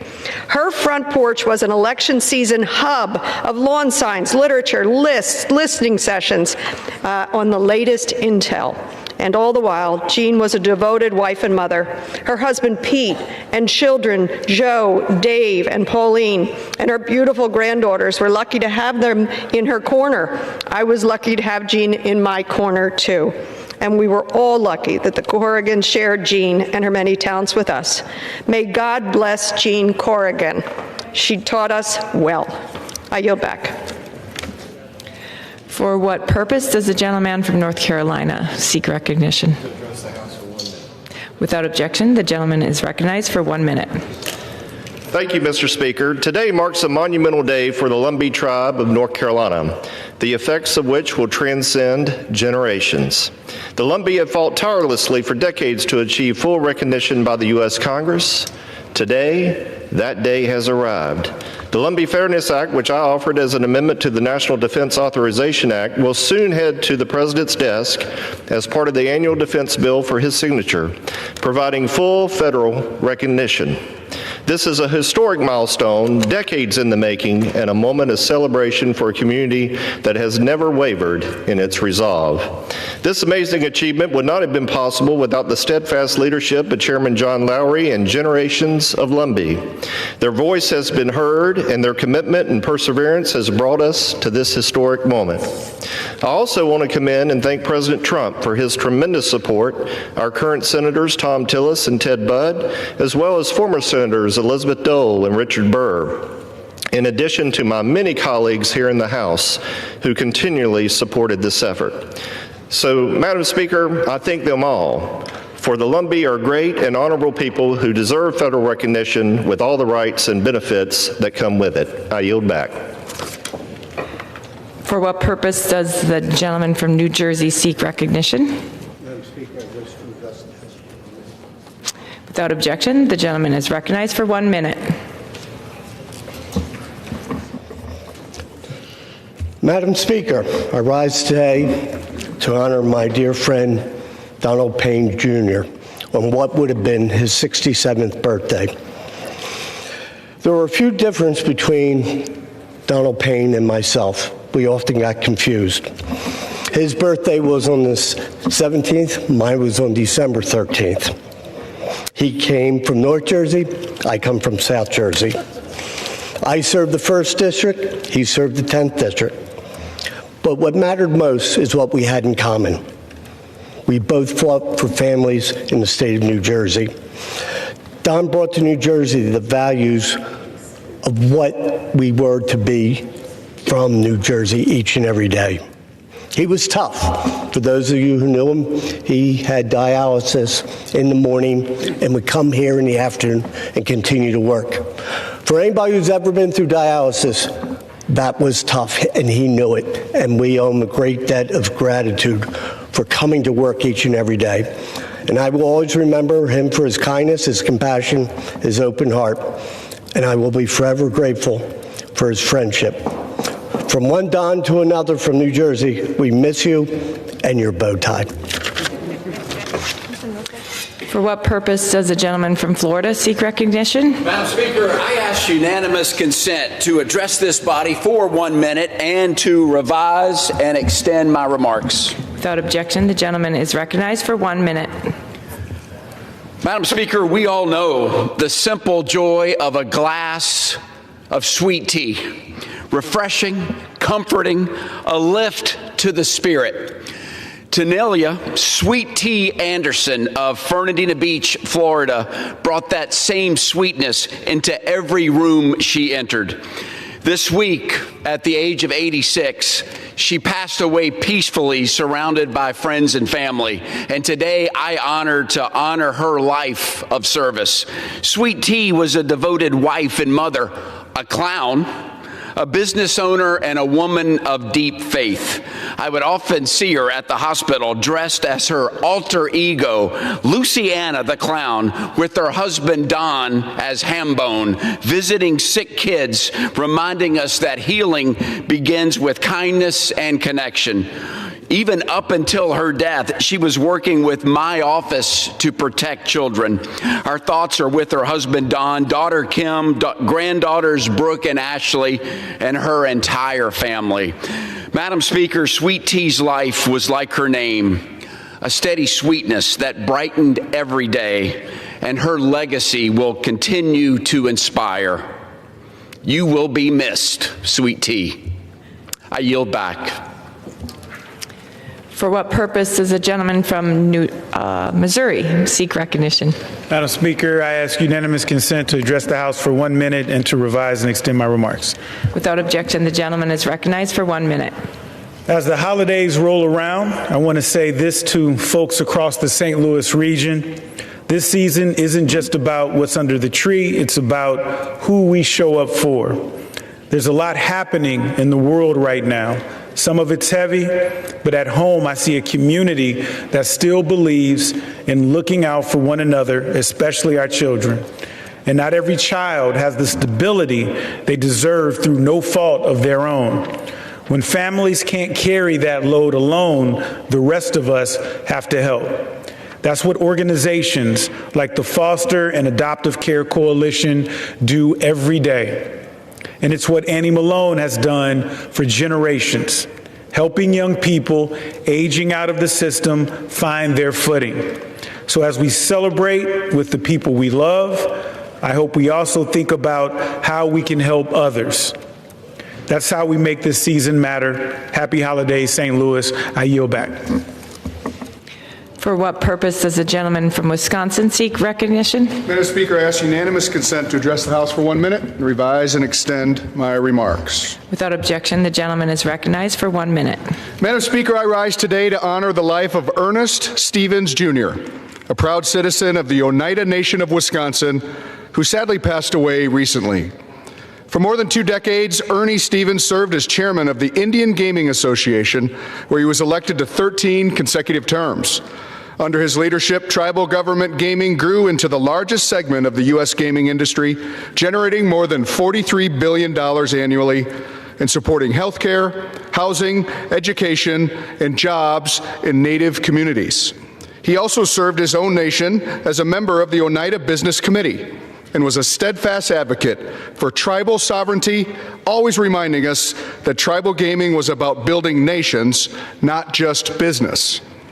Beyond his professional achievements, he was a mentor, a family man, and a source of inspiration to countless young leaders. He leaves behind his wife Cheryl, their 5 children, and 20 grandchildren. Madam Speaker, the people of Green Bay, the Oneida Reservation, and all of Indian Country mourn the loss of this remarkable leader. May his memory continue to inspire generations to come. With that, Madam Speaker, I yield back. For what purpose does the gentlewoman from Arizona seek recognition? Madam Speaker, I ask unanimous consent to address the House for 1 minute and to revise and extend my remarks. Without objection, the gentlewoman is recognized for 1 minute. Only in the United States of America do we now have college students who have survived not 1, but 2 school shootings. That is the reality for students at Brown University right now. Students like Zoe Weissman, who was a middle schooler at the school next to Marjorie Stoneman Douglas High School during the Parkland massacre, and years later found herself again facing an active shooter on a college campus. And Mia Tretta, who was shot as a teenager at Sages High School, survived and now has lived through yet another school shooting at Brown. Let that sink in. 2 shootings in 1 lifetime, all before graduating college. We cannot allow ourselves to become numb to this. This level of trauma is not normal, it is not inevitable, and it is not acceptable. If we are serious about protecting young people in America, Congress must act now. That means universal background checks, a ban on assault weapons designed for mass killing, cracking down on ghost guns, and investing in mental health and safe storage policies grounded in data. I'll say it again, this is not inevitable. Thank you, I yield back.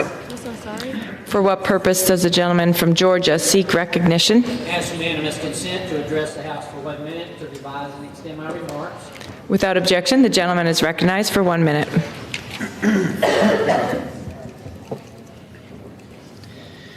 Madam Speaker, I rise today to honor the bicentennial celebration of Lowndes County, Georgia.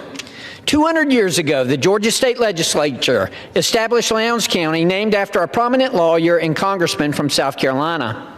The area quickly became a haven for settlers seeking opportunity and prosperity, evolving with the times while never losing its sense of community. From moving entire towns to meet the railroad's arrival in the 1850s to developing thriving industries like textiles, timber, and turpentine, the county's spirit of adaptability is evident throughout its history. Today, the county and the city of Valdosta are still thriving, being a critical hub for Georgia with Valdosta State University and having nicknames like Wintersville and Titletown. Not only does it have culture, but it offers thousands of acres of beautiful wetlands from the Grand Bay Swamp. These traditions, these values and achievements make Lowndes County a shining example of Georgia's enduring spirit and a model community to be honored and emulated. Congratulations on 200 years, Lowndes County. Here's to 200 more. Thank you, Madam Speaker, and I yield back.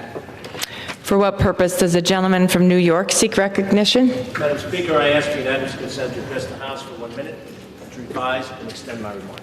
Without objection, the gentleman is recognized for 1 minute. Thank you, Madam Speaker. Any day now, the Supreme Court will issue a ruling on whether the President can impose tariffs under the International Emergency Economics Powers Act. President Trump's tariff policies have hurt American small business, who often cannot absorb the cost of higher duties. Now, the economy is showing warning signs. Unemployment has risen to 4.6%, and small businesses shed 120,000 jobs in November alone. That is why I recently joined 20 of my colleagues in sending a letter to Treasury Secretary Besant and Homeland Security Secretary Noem, urging both departments to dedicate resources to planning for the Supreme Court's decision. Proper planning is needed around an information campaign for small businesses on how to navigate the tariff protest process, ensuring that eligible tariff refunds are provided on an expedited basis. Without a plan, the complexity and time needed to pursue a refund will further burden small businesses. I urge the Trump administration to work quickly to guarantee that small businesses, the lifeline of our economy, are not left behind because of this erratic policy. Thank you, Madam Speaker, and I yield back. For what purpose does the gentleman from Alaska seek recognition? Madam Speaker, I ask unanimous consent to address the House for 1 minute and to revise and extend my remarks. Without objection, the gentleman is recognized for 1 minute. Madam Speaker, I rise today to honor the extraordinary life and legacy of Earl Lackey, a pioneer of Alaska's motorsports community and the driving force behind Alaska Raceway Park. Earl's commitment to racing spans more than half a century. In the early 1960s, while stationed in Germany as an Army helicopter mechanic, he worked on a pit crew at the legendary Nürburgring. Those early days sparked a lifelong devotion to motorsports. He raced sports cars in Wisconsin before moving to Alaska in 1983, and in 1994, he helped purchase a small drag strip. By 1998, he became its sole owner.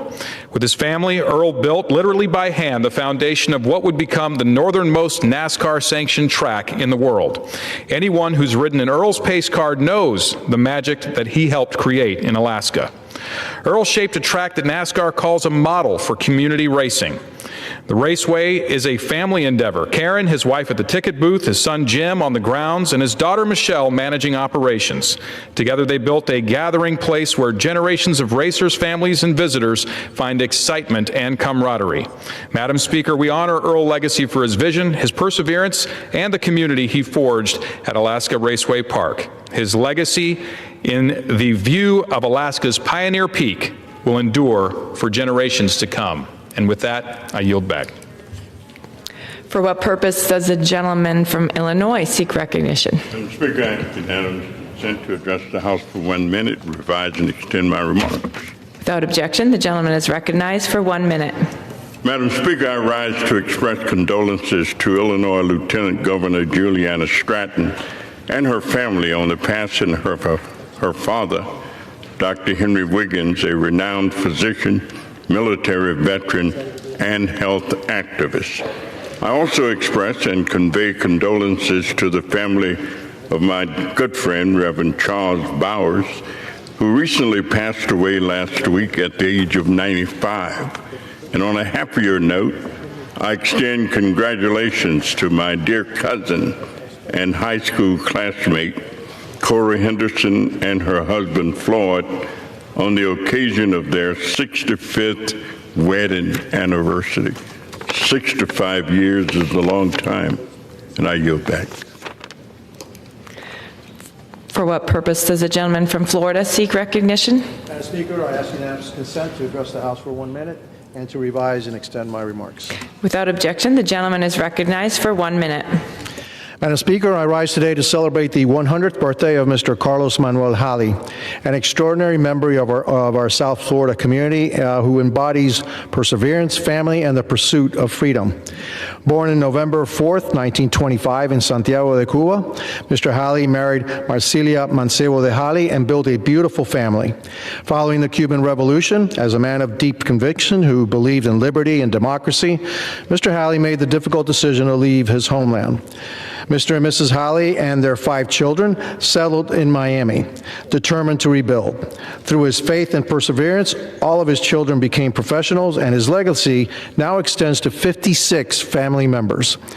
Surrounded by his family and loved ones, he celebrates this remarkable milestone. Mr. Halley remains full of life. He enjoys spending time with friends, charming everybody with his humor, and still proudly considers Burger King as his favorite restaurant. I ask my colleagues to join me in celebrating Mr. Carlos Manuel Halley and recognizing the strength of his faith, his love of freedom, and his deep devotion to family. Thank you, and I yield back. For what purpose does the gentleman from Illinois seek recognition? Seek unanimous consent to address the House for 1 minute. Without objection, the gentleman is recognized for 1 minute. Madam Speaker, over the weekend, 2 different countries experienced gun violence tragedies. In one, they targeted a Hanukkah celebration, and the other, they targeted students in an engineering classroom. Both of these countries were founded by Europeans who landed on a large landmass, took control from the natives with their superior arms, and developed a cowboy culture at the heart of their national ethos. One of those countries responded by acting like an adult. Having initiated gun buyback programs after their last tragedy, they're now working to further tighten gun regulation. The other one of these countries acted like a child. Our FBI director and president shared misinformation. The vice president suggested that the politics of one of the victims was the real tragedy. And the Republican Party remained committed to defending the rights of people who think it's fun to play with things that go bang bang. Gun violence is still the #1 cause of death among actual American children. They are dead because members of this chamber who claim to be adults keep acting like children. I would point out that the Brown University shooting was the 389th mass shooting in America this year. I yield back. For what purpose does the gentleman from California seek recognition?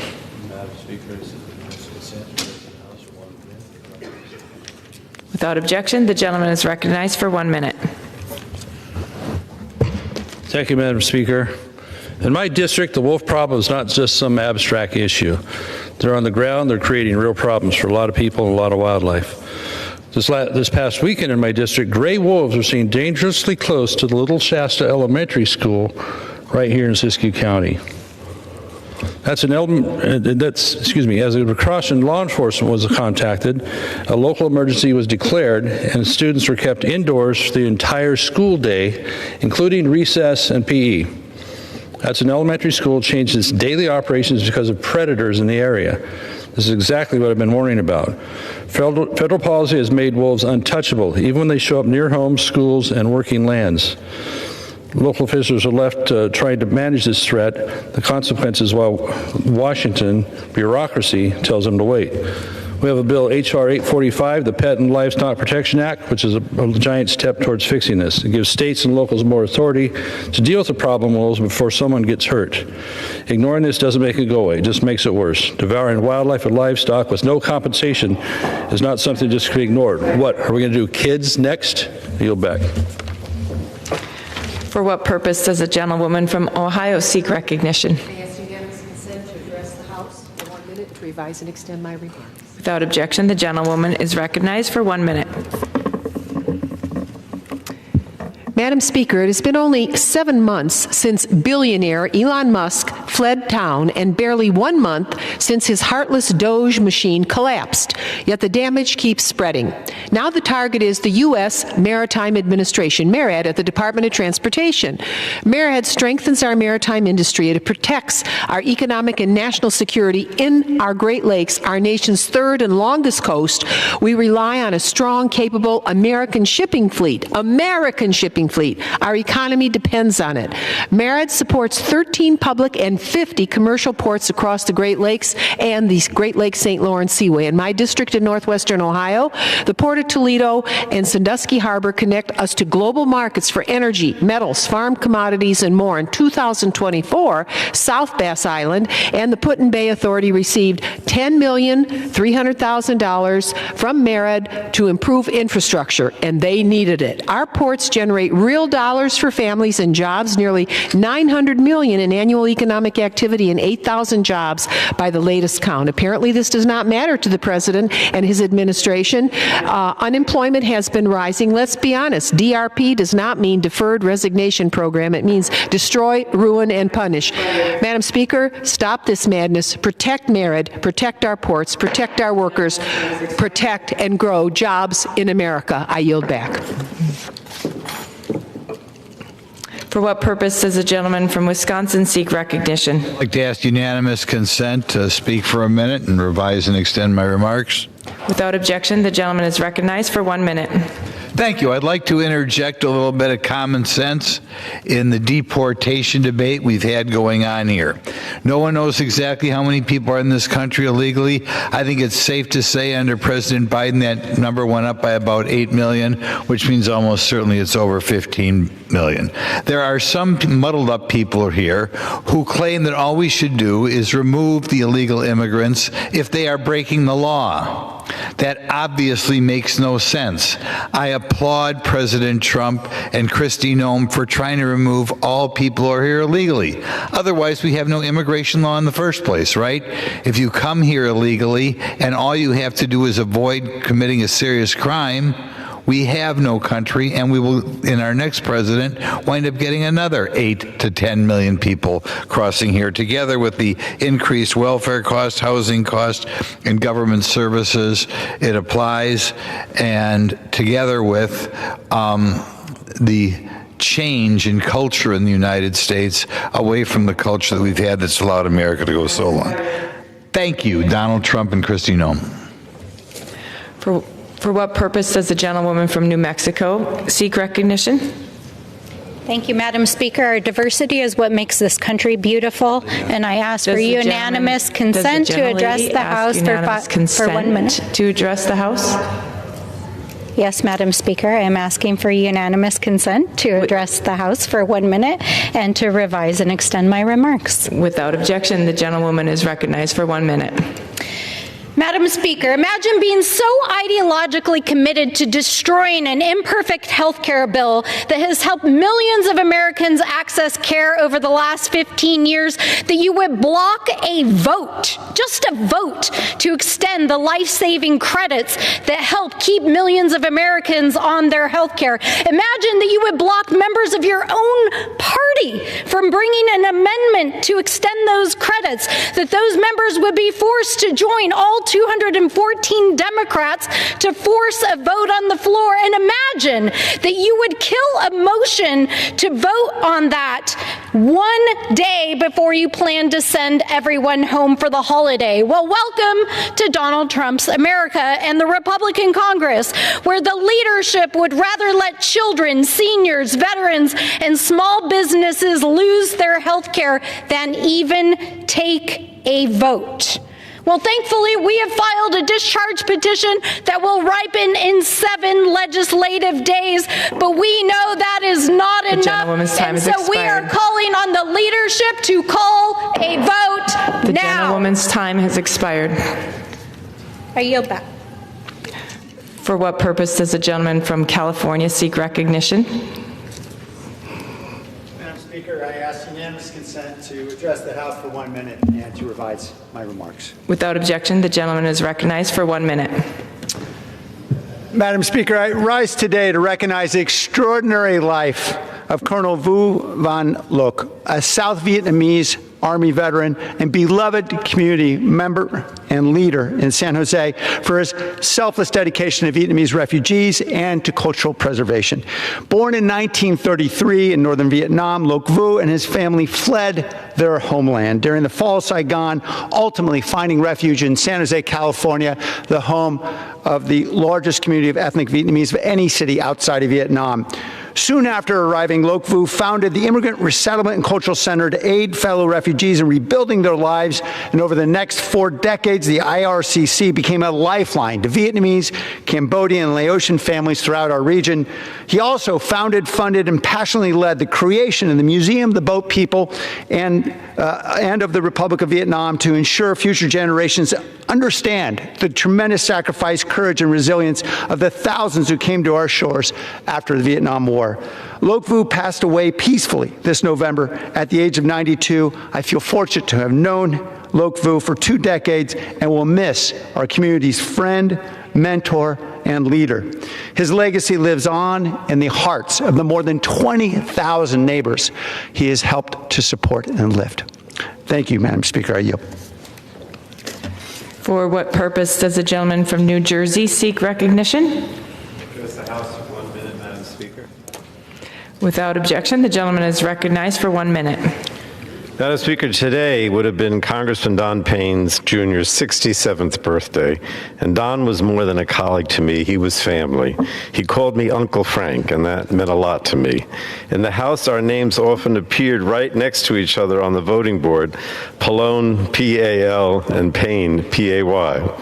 And many times when we were voting on civil rights, housing, or issues affecting urban communities, I would look to see how Don voted. Because for me, he was a conscience for our delegation, someone who grounded big national decisions in live reality. And Don dedicated his life to public service, from the Newark City Council to County Freeholder to Congress, and always it was trying to improve people's lives on health care, the environment, or public safety. So happy birthday, Don. Your legacy continues, and we're carrying the work forward. Thank you, Madam Speaker. For what purpose does the gentlewoman from New Jersey seek recognition? To address the House for 1 minute. Without objection, the gentlewoman is recognized for 1 minute. Madam Speaker, I rise to wish a happy heavenly birthday to my predecessor in representing New Jersey's 10th Congressional District, the Honorable Donald Payne Jr. He served as Newark City Council President and went on to succeed his father in this body. Donald M. Payne Sr. was the first African American elected in New Jersey's congressional delegation, and his son carried that legacy while blazing his own path. A leader on the House Committee on Transportation and Infrastructure, Mr. Payne secured critical investments that made rail travel in New Jersey safer and more affordable. In honor of his legacy that inspires my leadership and shapes my home district, today I introduced a bill to rename Newark Penn Station in his honor, the Donald M. Payne Jr. Transit Center at Newark Penn Station. Newark Penn is where so many workers start their mornings, where families reunite, where students, seniors, and commuters pass through every single day. When people walk into that station, they should know the name of a man whose work helped keep it moving. Happy birthday, Congressman Payne. We miss you. With that, I yield back. For what purpose does the gentleman from New Jersey seek recognition? I request unanimous consent to address the House for 1 minute and to revise and extend my remarks. Without objection, the gentleman is recognized for 1 minute. I rise today to honor my friend and colleague, the late Congressman Donald Payne Jr., as we commemorate what would have been his 67th birthday. Donald and I were good friends and neighbors, both representing the cities of Newark and Jersey City together. A proud son of Newark, Congressman Payne dedicated his life to fighting for his neighbors, ensuring no one was left behind. In his decades of public service, Congressman Payne was among the most progressive voices in our country, fighting for every single American. But what I admired most about my colleague was the courage and bravery he displayed in making his battle with diabetes public so he could advocate for better treatments and solutions for the horrible disease that ultimately took him from us. And until the very end, Congressman Payne continued to fight for his constituents, introducing legislation to protect people with disabilities within our healthcare system. I miss my friend, I miss his style, I miss his flair, I miss his laugh. But I know that his spirit lives on and that we will continue the work he committed himself to. Happy birthday, Donald. We miss you, and we will always be better for the work and dedication that guided your years of service. I yield back. For what purpose does the gentlewoman from Florida seek recognition? Without objection, the gentlewoman is recognized for 1 minute. Madam Speaker, in just 14 days, hardworking families, seniors, and veterans across America will face the largest health care insurance premium increase in history, which will make health care unattainable for so many Americans. When health care becomes unattainable, it turns treatable illnesses into a death sentence. Americans will be forced to figure out their health care. For people with high blood pressure, diabetes, or heart disease, figuring it out means going without medication that is life-saving. This is cruel and simply unacceptable. Congress has the responsibility to act and finally make health care affordable for all Americans. Because a single mother in Lauderhill rationing her medication to keep the lights on is counting on us. The disabled veteran in Riviera Beach working 2 jobs is counting on us. The recent college grad in Tamarack who makes enough money only to pay rent is counting on us. We must deliver and extend the ACA tax credits because America is counting on us to survive, to thrive, and to have another chance. Thank you, Madam Speaker. I yield back. For what purpose does the gentleman from Texas seek recognition? Madam Speaker, I have unanimous consent to address the House for 1 minute. Without objection, the gentleman is recognized.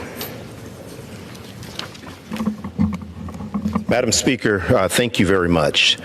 Today, I rise to honor the life and legacy of my good friend and former Fort Worth City Council member, Franklin Douglas Moss, better known as Frank Moss. Frank Moss was an incredible man. He worked in real estate and had his own real estate firm, Moss Red Group. He was so well known throughout the community for the work that he did in the Stop 6 area in the Carver Heights community in which he lived, and was just an incredible believer in the community, helping on maternal health issues, HIV awareness, preserving historic neighborhoods. He was an incredible person and a family with just such a long and distinguished legacy of service to the community, as his wife was one of our former school board members. But most of all, Frank Moss was the keeper of the Black history in Fort Worth, Texas. He knew about the first African-American politicians, doctors, lawyers, dentists, people that really helped change and shape Fort Worth for all. And he did such a tremendous job in sharing those stories. I know that he's going to be missed as a deacon at Ebenezer Missionary Baptist Church in Fort Worth, where he was a proud member. And we will all miss Frank, not just because of his work on the council, but because he really cared about making sure that stories in our community were elevated in Fort Worth and Tarrant County. And that is something that we will all truly miss. And my prayers go out to his family during this time. Thank you, Madam Speaker. For what purpose does the gentleman from North Carolina seek recognition? Madam Speaker, I ask for unanimous consent to address the House for 1 minute to revise and extend. Without objection, the gentleman is recognized for 1 minute.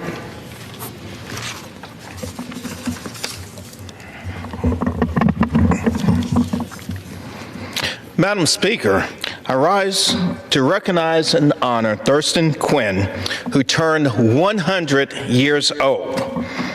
Mr. Quinn has been a central figure in our veterans community. He served in the 89th Infantry Division during World War II, fighting in France and Germany.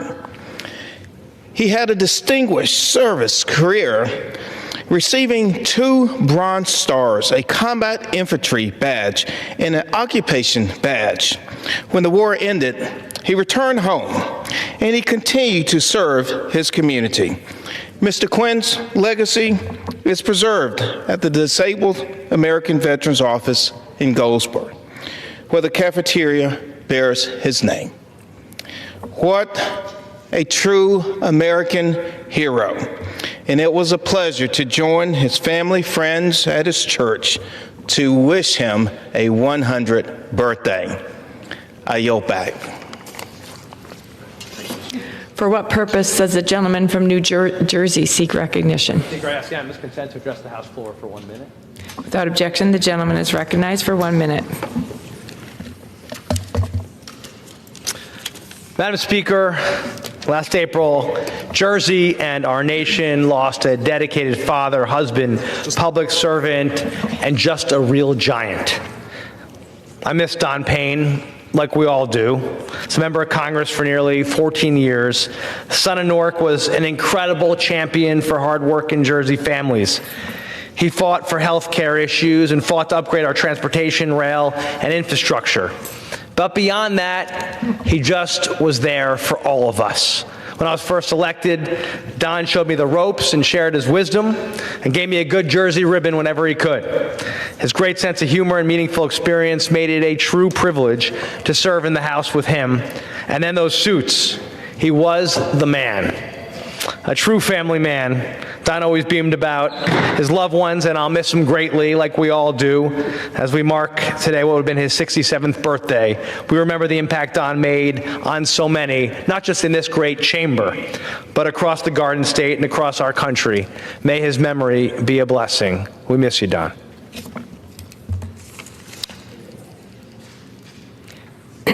Under the Speaker's announced policy of January 3rd, 2025, the gentleman from Utah, Mr. Moore, is recognized for 60 minutes as the designee of the Majority Leader.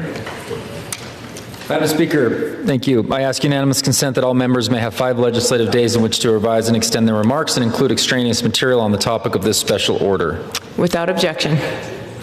Thank you, Madam Speaker. I am glad to be joined by several of my colleagues for this last conference special order of the year to talk about ways we have delivered for all Americans through our legislative action, committee work, and more. I understand some of my colleagues have commitments, and I want to be respectful of their time, so I'll have them start us off before I provide some of my own comments. And with that, I'd like to yield to the gentleman from Utah, a good friend, Mr. Kennedy. I yield to him so much time as he may consume.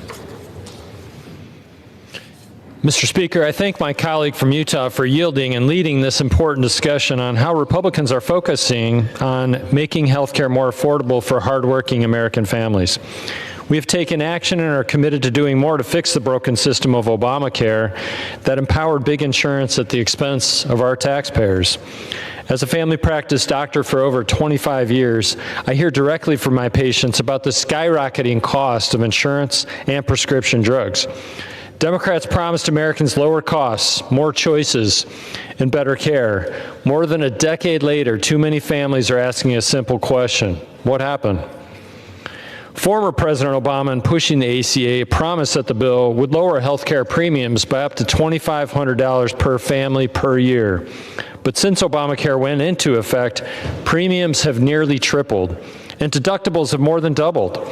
The cost of coverage for a family of 4 has increased by more than $10,000.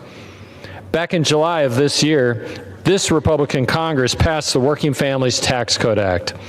This important legislation puts more money back into the pockets of Americans and will help lower the cost of health care as well as child care. Thanks to the Working Families Tax Code Act, all bronze and catastrophic ACA marketplace plans are now considered high deductible plans, allowing more people to contribute to health savings accounts. Health savings accounts can now be used to pay for direct primary care arrangements that cut out the middleman and allow patients to coordinate care directly with their chosen provider. High costs are not the only Obamacare failure. It also resulted in a major increase in fraud. A 2024 GAO investigation found that fake identities were approved for Obamacare subsidies at a 100% rate, often remaining enrolled despite missing or falsified information. In 2023, $21 billion in subsidies were paid out with no evidence of tax reconciliation. Taxpayers are left footing the bill as reused Social Security numbers, subsidies paid on behalf of deceased individuals, and billions in unreconciled payments expose a system unable to protect public funds. In the Working Families Tax Cuts Act, Republicans restored accountability and fairness to the healthcare marketplace through reforms that save taxpayers billions of dollars and drive down costs for everyone. Full income and eligibility verification before subsidies are issued, ensuring assistance goes only to those who qualify. We've ended any time enrollment abuse that fueled fraudulent signups and drove premiums higher for everyone.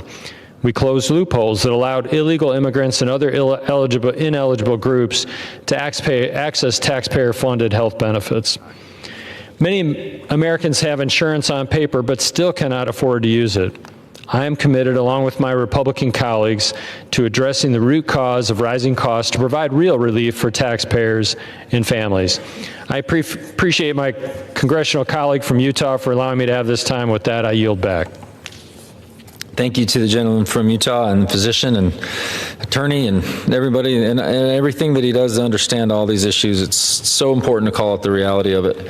I now will move to the great state of Georgia and yield so much time as he may consume to Mr. Loudermilk. Thank you, and I appreciate my friend from Utah giving me this time. Madam Speaker, I rise today to recognize a friend and a former member of my congressional staff, Mr. John Bart Mitchum, on his milestone birthday and for his service to Georgia's 11th Congressional District, the state of Georgia, and the United States of America. Mr. Bart Mitchum was born on December 24, 1945 in Ada, Oklahoma, to John and Virginia Mitchum. Bart's parents both served in the United States Navy during World War II, with his father serving as a naval aviator on the USS Hornet during some of the most critical moments in the Pacific Theater. Bart knew from an early age he wanted to serve his country as a naval aviator. So eager to learn to fly, Bart washed aircraft in exchange for 1 hour of flight time while he was in high school. He also served as a cadet in the Civil Air Patrol, the civilian auxiliary of the United States Air Force. Bart attended Tyler Junior College on a music scholarship where he played in the school's band and performed at high-profile events, including the Cotton Bowl, as well as Dallas Cowboys games. He later transferred to the University of Oklahoma, Edmond, where he graduated in 1968, commissioning as an ensign in the United States Navy. Fulfilling his lifelong dream to become a naval aviator like his father, Bart began naval flight training and upon graduation was assigned to Naval Air Station Dallas, where he flew the storied F-4 Phantom. Bart was then transferred to the USS Enterprise, where he flew combat missions in Vietnam. He later served at the Defense Intelligence Agency as a commanding officer at Naval Air Station Atlanta before retiring at the rank of captain in 1944, almost 26 years of service. Bart is not only recognized for his exemplary service to our country as a veteran, he is also recognized as a man of numerous talents and passions. Bart obtained a law degree from Woodrow Wilson Law School, attended New Orleans Baptist Theological Seminary, and earned a Master's of Divinity from Andersonville Seminary. He operated a real estate appraisal business while pastoring churches. During his service in the United States Navy, Bart studied several martial arts disciplines before achieving a 7th degree black belt. He then taught martial arts and self-defense classes, developed his own self-defense technique, and was inducted into the Martial Arts Hall of Fame.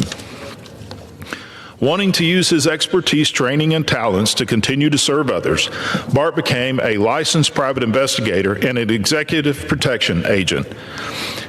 As his reputation expanded, Bart opened his own agency and began teaching and facilitating classes in private investigation and executive protection. For a time, he served as a member of the Georgia Board of Private Detective and Security Agencies. Due to Bart's vast experience and reputation, he became part of my staff when I entered Congress. He was our veteran engagement liaison and the security director for several years and was an excellent choice for this role, reaching out to help fellow veterans as well as helping to ensure the safety and security of myself and our staff. Bart continued his legacy of community service by taking on the role of an associate magistrate judge for Bartow County, Georgia. Throughout his exemplary career of service to others above self, Bart has touched countless lives across our country. On behalf of the United States House of Representatives, the people of Georgia's 11th Congressional District, I wish my friend, Bart Mitchum, a wonderful 80th birthday and extend my sincerest gratitude for his lifetime of service. May God bless you, Bart, and happy birthday. I yield back. Thank you to the gentleman from Georgia. Appreciate his remarks. Now move and yield to the great state of Mississippi Gentleman and Chairman, Mr. Guest.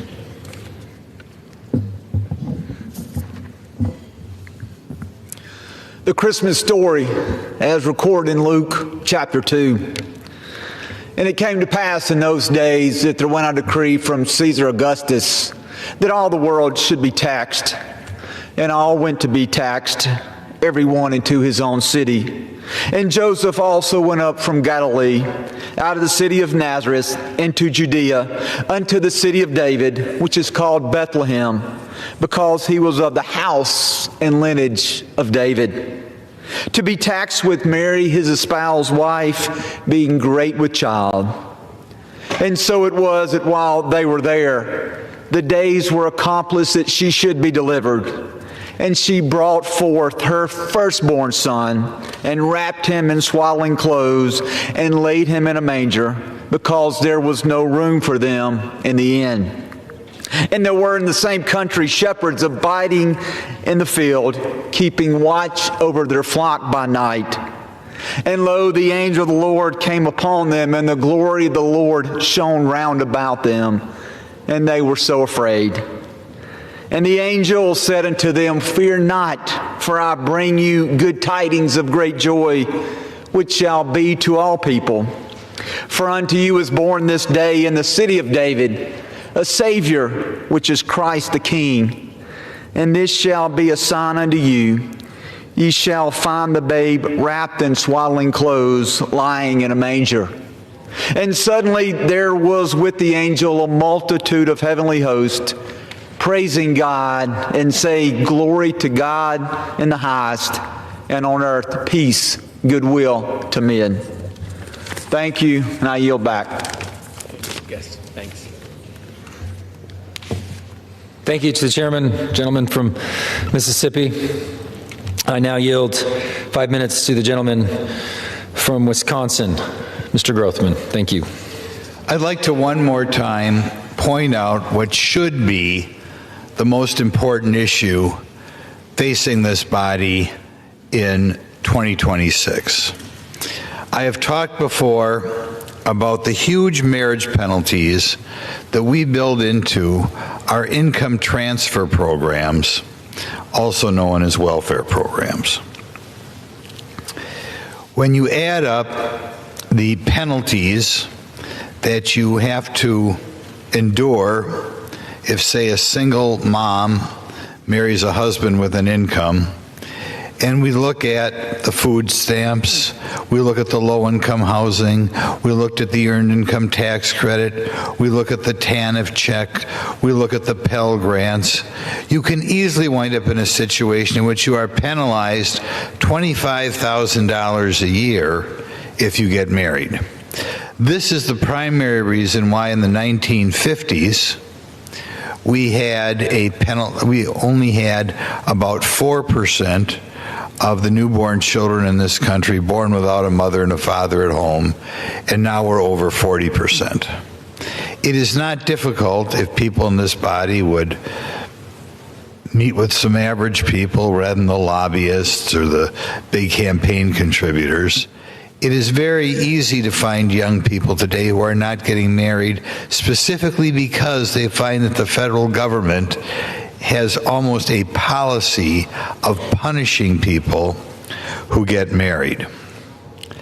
Even the Republican Party, in its big, beautiful bill, has, as I count, maybe there are more, has 3 programs in which we are penalizing married couples. I found out today on the tuition credits for private schools that we're supposed to brag about, there's a big marriage penalty there as we punish people who want to go to private school who are married. We also increased the low-income housing tax credit so that more and more Americans are in housing in which they are discouraged from getting married, and also, by the way, are discouraged from working harder. Because in all these programs, in addition to being penalized for getting married, there comes a point where if you take on overtime or get a raise, they begin to take the benefits away from you. And That's what they do in the low-income housing tax credit. If you are paying so much in rent and you decide to work overtime or decide to get a second job, the housing development will have to say, I'm sorry, you're working harder. We got to raise your rent. Another thing that we should be looking at and trying to change. And a third penalty comes in a mild increase in Pell Grants with regard to technical schools. Pell Grants is another one of those programs where in order to get them, you can't work that hard and you can't be married to somebody with an income. So in any event, I implore my colleagues and implore my leadership team to see what they can do in the year 2026 of not penalizing Americans for getting married and not penalizing Americans for working too hard. So we try to work our way back when there was a time with stronger families. I realize all families can succeed, and I know all sorts of families who do succeed by being very conscientious with their children. But nevertheless, I think we would all agree America would be better off if we worked our way back from the 42% of children born without a mother and father at home back down to the 6 or 5 or 4% that it was in the 50s or 60s. Thank you very much.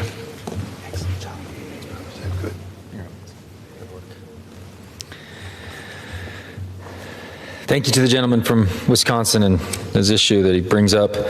It's something that some of my state legislators are actually working on, namely Ms. Melissa Garth Ballard. She's a excellent policymaker, lawmaker back home, and this is something that she cares deeply about and is doing quite a lot of good work on this at the state level, and I applaud her for that.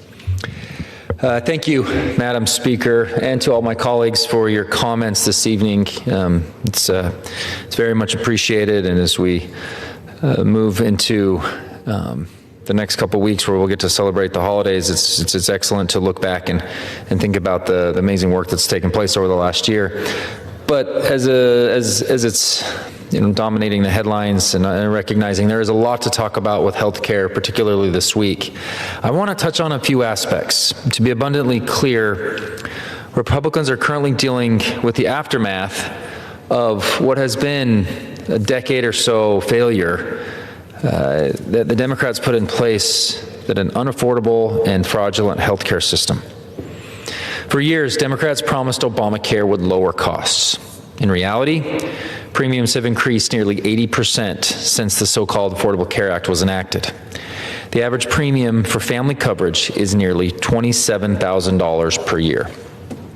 A report from the Government Accountability Office confirms what Republicans have said for years. There is significant fraud associated with COVID-era enhanced premium tax credits established by the trifecta of President Joe Biden and majorities in the House and Senate led by Democrats. Again, in 2021, Democrats put in place what's called the enhanced premium tax credits. They did this during their COVID-era bills, the American Rescue Plan and the Inflation Reduction Act, two bills that were massive expansions for several programs, but in particular, they were able to pass this legislation on party line votes and set it for 4 years. Democrats set this policy during COVID to last for 4 years and expire at the end of this year. So in this study, GAO found that 58,000 enrollees matched Social Security death records, with 7,000 of them being deceased before enrollment began. One Social Security number was even associated with 125 different Obamacare policies in 1 year. That's the first level of potential fraud. The second item is that a $0 premium obviously leads to more fraud, and that's what we've seen happen. Enrollment went up without people using or even knowing that they had coverage. This is something you need a check and a balance on. When they moved the original Obama subsidies, which aren't going anywhere, they're still in place. They're not expiring at the end of this year. They've existed from the start. It's only the enhanced version that the Democrat Party did in 2021, that's what's expiring. And the worst aspect of those, in my opinion, is the fact that you used to be required to pay just 2% of your annual income towards your health insurance premium, and then the federal government, the taxpayer dollars, paid the insurance company the remainder of that. You were only required to pay 2%.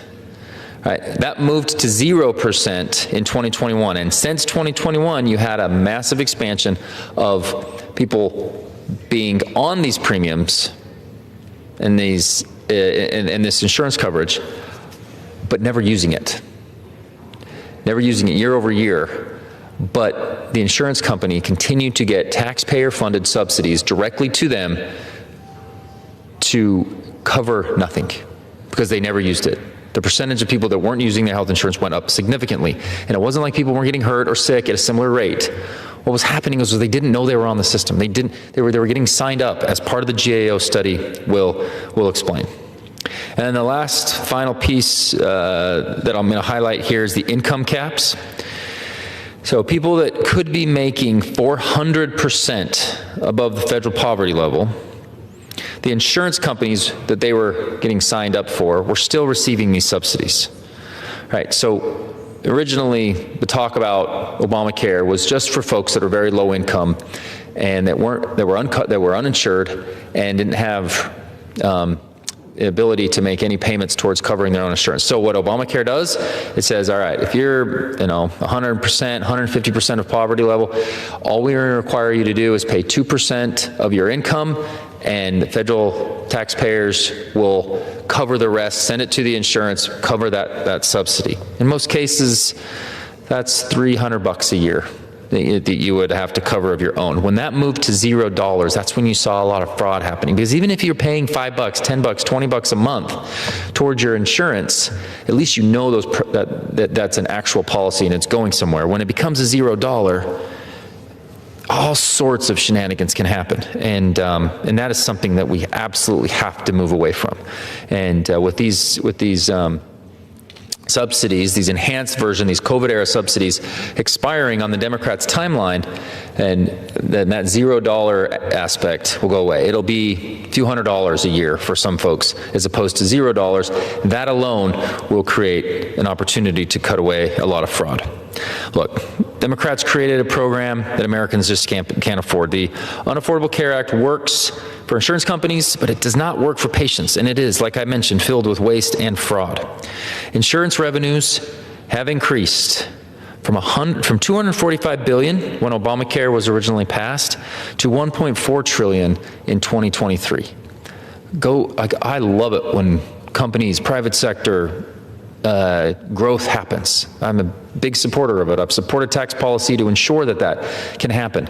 That type of increase, right when Obamacare gets established, to see that rampant of growth, there is a problem there, right? We can celebrate economic growth across the board, shareholder value, all that stuff. But if you look at the massive increase of year over year, aside from revenue and profits, there's something wrong with this entire situation, and you can directly correlate it to when Obamacare increased or came into play. Look, they can't have it, so insurance companies are seeing such record profits, and at the same time, taxpayers are forced to sort of subsidize these plans. That's not a healthy way to grow a market. So the Affordable Care Act, Obamacare, ACA, it broke the American healthcare system. It created numerous amounts of problems over the last decade.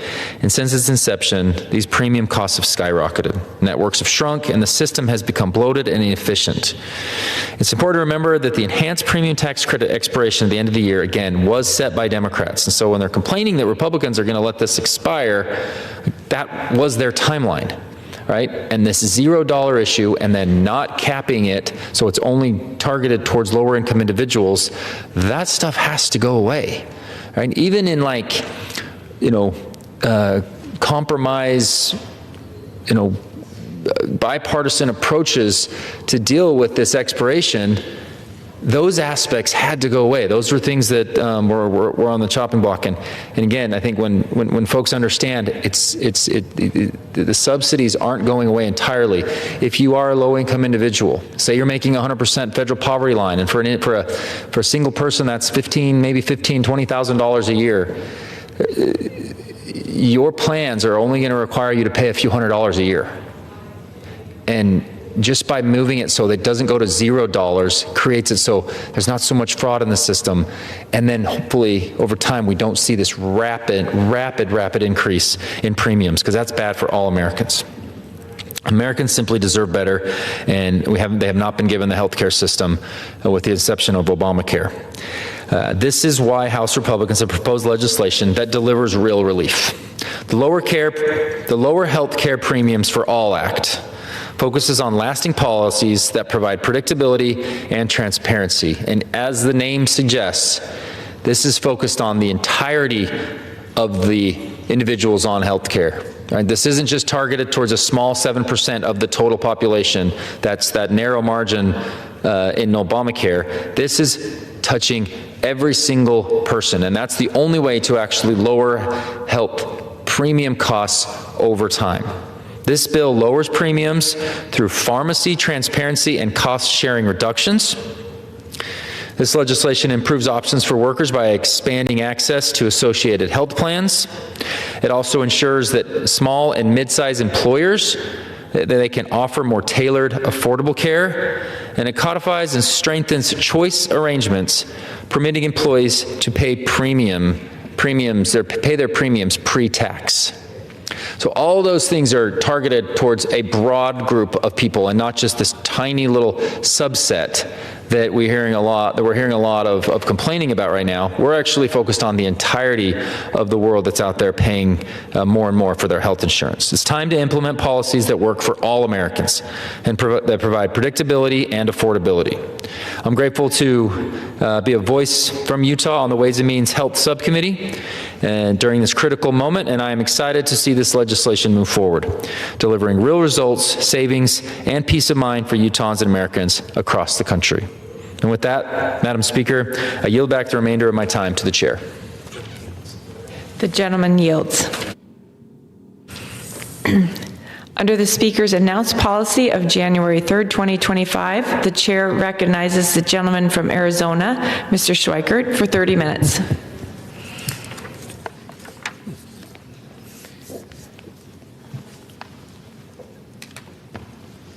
Thank you, Madam Speaker Pro Tem. All right, I promise you at least this one. I think I have the half an hour. I'm going to try not to use all of it, and I will try to slow down some of the speaking.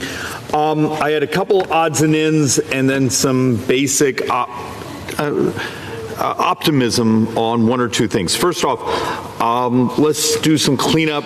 Last week, I actually walked through a little bit of an economic report. We got a preview of it. I think it will be published fairly soon. Measuring What Matters.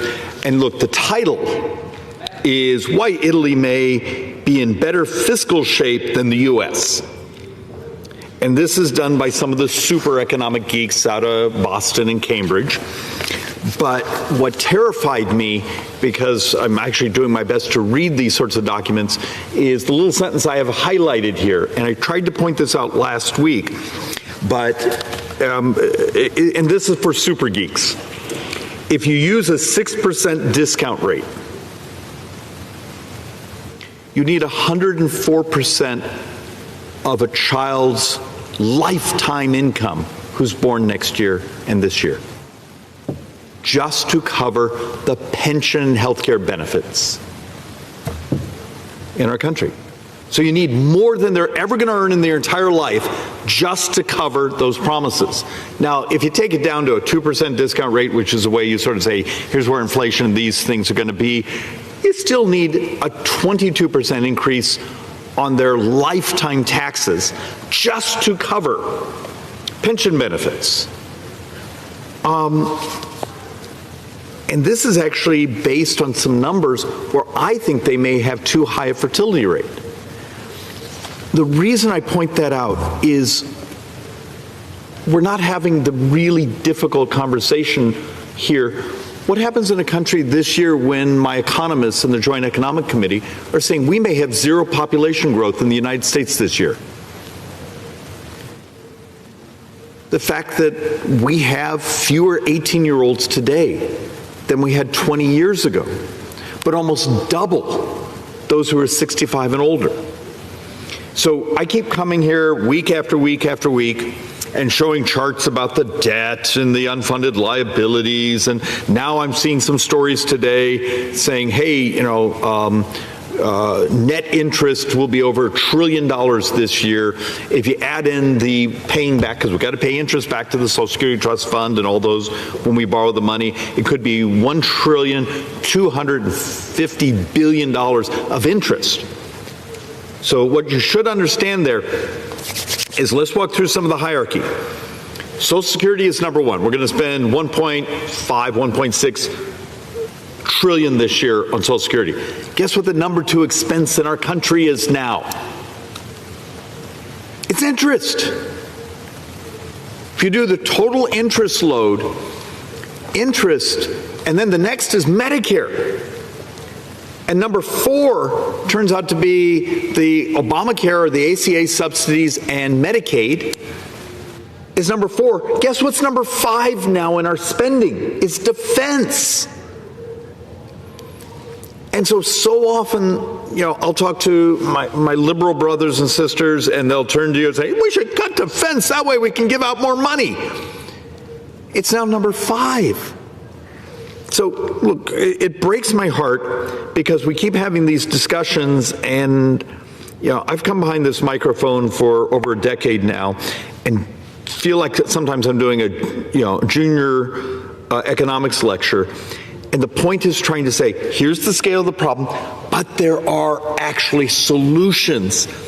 If we could be bold, if we could be creative, if we can take on the entrenched incumbency of the bureaucracy and business models. So let's actually do a couple things here and see if I can make this make sense. So let's march along. Sort of important, and see if I can make this make sense. This is last year. The red is spending, the blue is tax receipts. That gap is debt. You'll notice, actually, our projection for the 26th fiscal year is our tax receipts. So tax collections are actually up. They're actually up almost 17.8%, which is wonderful. Most of it's capital gains. The stock market's done well. And oddly enough, our spending is actually slightly down. But we still have this massive gap.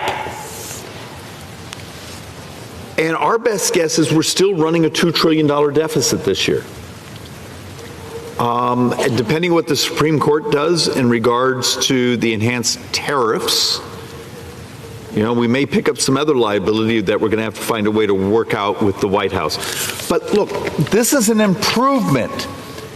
But the scale is still terrifying. It's still a couple $1 trillion. And I know there's some products that have come out of the White House, CBO and others saying, debt may only be 1.6, 1.8. It's not what we're tracking. Because so far, the first quarter of this year, we still have a couple more weeks on it. For every dollar in tax receipts, we're spending about $1.62. We think this will even out to being about $1 of taxes in, and we're going to spend about $1.43. And guess what?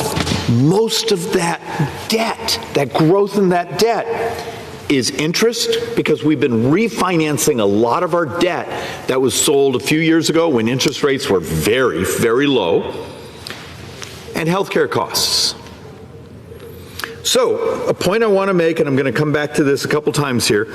A couple hours ago, we had the Joint Economic Committee over in the Senate. It's one of my blessings. I get to chair it. And we did something, and both sides were pretty good. Some Democrats took some pokes at us, but the theme of this Joint Economic hearing was, healthcare, we as a body, we as Congress, we as a society have turned into financial engineering. The ACA, Obamacare, is a financing bill. It's who pays and who gets subsidized. The Republican alternative had much better, well, somewhat better actuarial distribution, but was still a financing bill. It's who got to pay and who got subsidized. Medicare for All is almost completely a financing bill. How about if we held a hearing where we talked about not the financing of healthcare, but things that could disrupt the cost of healthcare? And, you know, we had one gentleman from one of the biggest life insurance companies in America come in and talk about saying, hey, here's the things we do to keep our insured population alive and healthier. You know, we do things, we reward them for doing these data rings or putting things on their wrists or how they eat, or if we gamify some exercise, and talking about how much healthier their population is, and for them it's a profit model. Turns out if you sell life insurance, the longer someone keeps making their premium payments, the more money you make. They were incentivized. We had one of the lead medical officers from a healthcare system in Arizona called Banner talking about how they're trying to align a system that actually rewards, they get rewarded for helping populations be healthier, and the technology they're using to do it. So the fact of the matter is, we're finally trying to drag the conversation around this place from being financial engineering is the future of healthcare. Let's subsidize more populations, even though I'm going to show you a couple boards here of how much of that subsidy, your tax money, is just disappearing. And maybe the crazy conversation here of what happens, a combination of the use of technology, of cures, of availability. You know, if it's true that glutides, you know, you think of them as GLP-1s, one of the deals the president made is the tablet version. It's going to go to $149 sometime next year. And we know obesity from the Milken study a few years ago is 47% of U.S. healthcare spending. What would happen if we could help our brothers and sisters get heavier? And yes, obesity is a complex, diabetes is a complex autoimmune. There's all sorts of things that go on. I accept the complexity. But the morality of what happens in a society, if you could, over a couple years, help your brothers and sisters get healthier. It turns out you could have these remarkable changes in cost. Because how many times have you heard the saying, in healthcare, 5% of the population is over 50% of the spend? Turns out much of that 50% of spending is people who have multi-chronic conditions. Substantial portion of that is because of obesity. Let's not be afraid to talk about it. Let's do the moral thing of help ourselves, help our brothers and sisters, and it actually helps the debt and deficit. We published a major report 2 years ago now showing that obesity will be responsible for $9.1 trillion of additional healthcare spending over 10 years, making it the single most expensive thing in our country. And yet, how much work have you seen behind these microphones saying, maybe we shouldn't always talk about the subsidization of healthcare and start talking about what we all pay? You know, for a decade, I've come behind these microphones with technology and ideas. So we're going to walk through just a little bit on the ACA because I can't stop myself after what I heard a couple of our Democrat colleagues say. This is from the audits and the Joint Economic Research, and it's a very simple thing. This is on the ACA, the Obamacare subsidies, and then the enhanced subsidies, so it's the subsidies on top of the subsidies. We actually get to the point where it appears only 33% of the money actually goes to you as a consumer for your health care, for you're getting well. We have 27% what they call dead weight. It just disappears. It's someone who's insured who never made a claim, even though they may have been 100% subsidized, and now we're finding out huge portions of that appear to be fraud. People who are signed up, but because last year over 41% of the ACA population, which is 7% of healthcare, so ACA, the Obamacare population, 41% paid no premiums. Well, if you're not paying premiums, you see how easy it would be to sign someone up, take the commissions, and no one ever has to know because you're not getting a bill. We're discovering stunning amounts of fraud. The other thing which was just fascinating is we have in the study, almost over 38% of these dollars disappearing, functionally in insurance. You go, but they can only hold 6-7% of it. That's not actually what happens. And so, we published an entire paper on this 2 weeks ago on the Joint Economic Committee. Go to the website, Joint Economic Committee Republican, and you'll see our methodology and where the math is. So we're back to once again arguing, is this how you want your taxpayer dollars to disappear? We want our brothers and sisters to have the most affordable health care possibly in America. But to do it, do you want us to funnel your cash, your tax dollars into this level of fraud? It's just, we got to walk through this. So, and why the fixation, particularly for my Joint Economic Committee and myself, on changing the actual cost of health care? Is you look at the long-run charts, the national healthcare expenditures, we have this substantial gap. And I know these types of charts are almost impossible to read, but what I'm trying to help understand here is, here's the gross domestic product we're growing as a country, but the cost of healthcare is growing substantially faster. And a factoid, I beg of you, whether you be on the left side or the right side or confused somewhere in between, in 7 years, the $1 trillion we spend this year on Medicare, in 7 years becomes $2 trillion. So we double the spend on Medicare in the next 7 years, and in 7 years the trust fund's gone.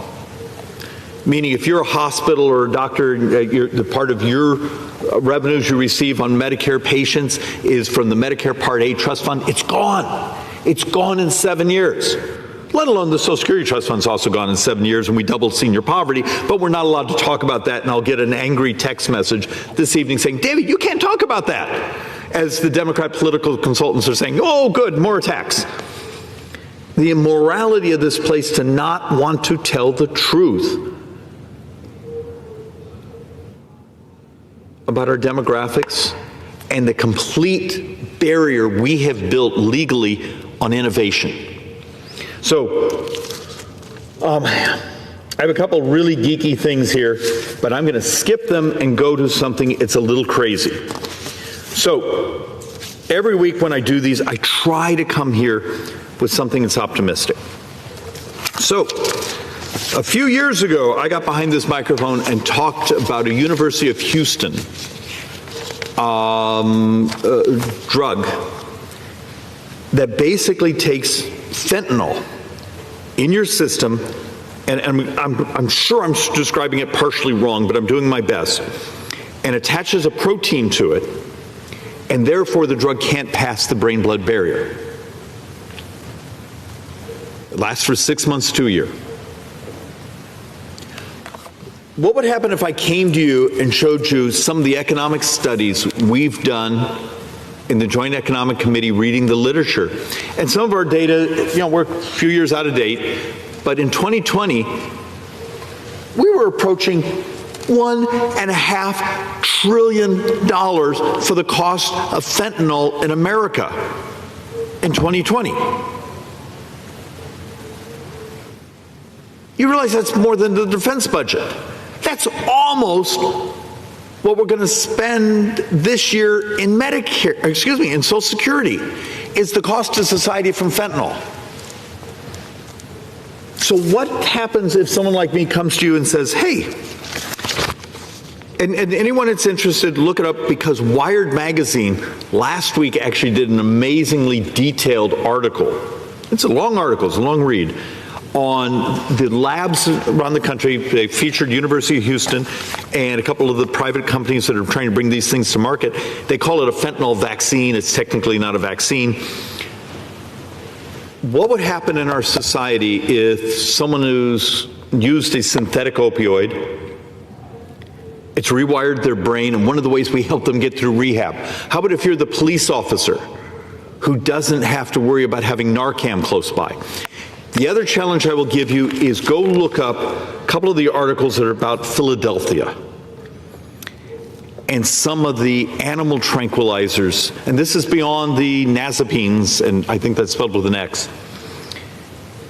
It's a whole nother category that make it almost impossible to detox because the cravings are so violent. And once it starts in the East Coast, it's coming across the country. I beg of everyone here to start to think about what happens if our ability to help bring a solution, that's a drug solution, to help our brothers and sisters and protect our first responders, because so far the data on, let's call it a fentanyl vaccine, it's 92 to 98% effective. What if this were worth a few $100 billion in economic savings in our society in a single year? So repeatedly I come here and I talk about, helping our brothers and sisters with obesity, the technology that you can walk around and have a medical lab attached to your body. But here's some of the others when I've talked about biology and synthetic biology and other solutions. They're out there. But how do I get the brain trust around here to come together and say, we're going to take all these ideas and build a unified theory, and this unified theory is how we crash the price of health care. Instead of spending a couple more years arguing back and forth of how much more money we should borrow to hand out as subsidies, particularly to insurance companies. That's my simple theory I'm trying to sell, is there are solutions. They're complex. You got to read a lot of long articles and try to understand what's going on. You got to stop being afraid, and you got to stop protecting incumbent business models that are terrified of having cures, solutions, better and faster ways to do it, and the use of technology. But if we get rid of that fear and start doing what's moral and economically rational around here, we're in the time of miracles. All right, Mr. Speaker, with that, I'm going to let you go back to your lives. I yield back. Yields back.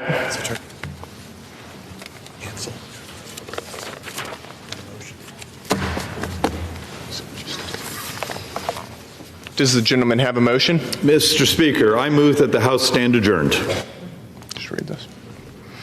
The question is on the motion to adjourn. Those in favor say aye. Aye. Those opposed, no. The ayes have it. The motion is adopted. Accordingly, the House stands adjourned until 9 a.m. tomorrow. Thanks, sir. Thank you.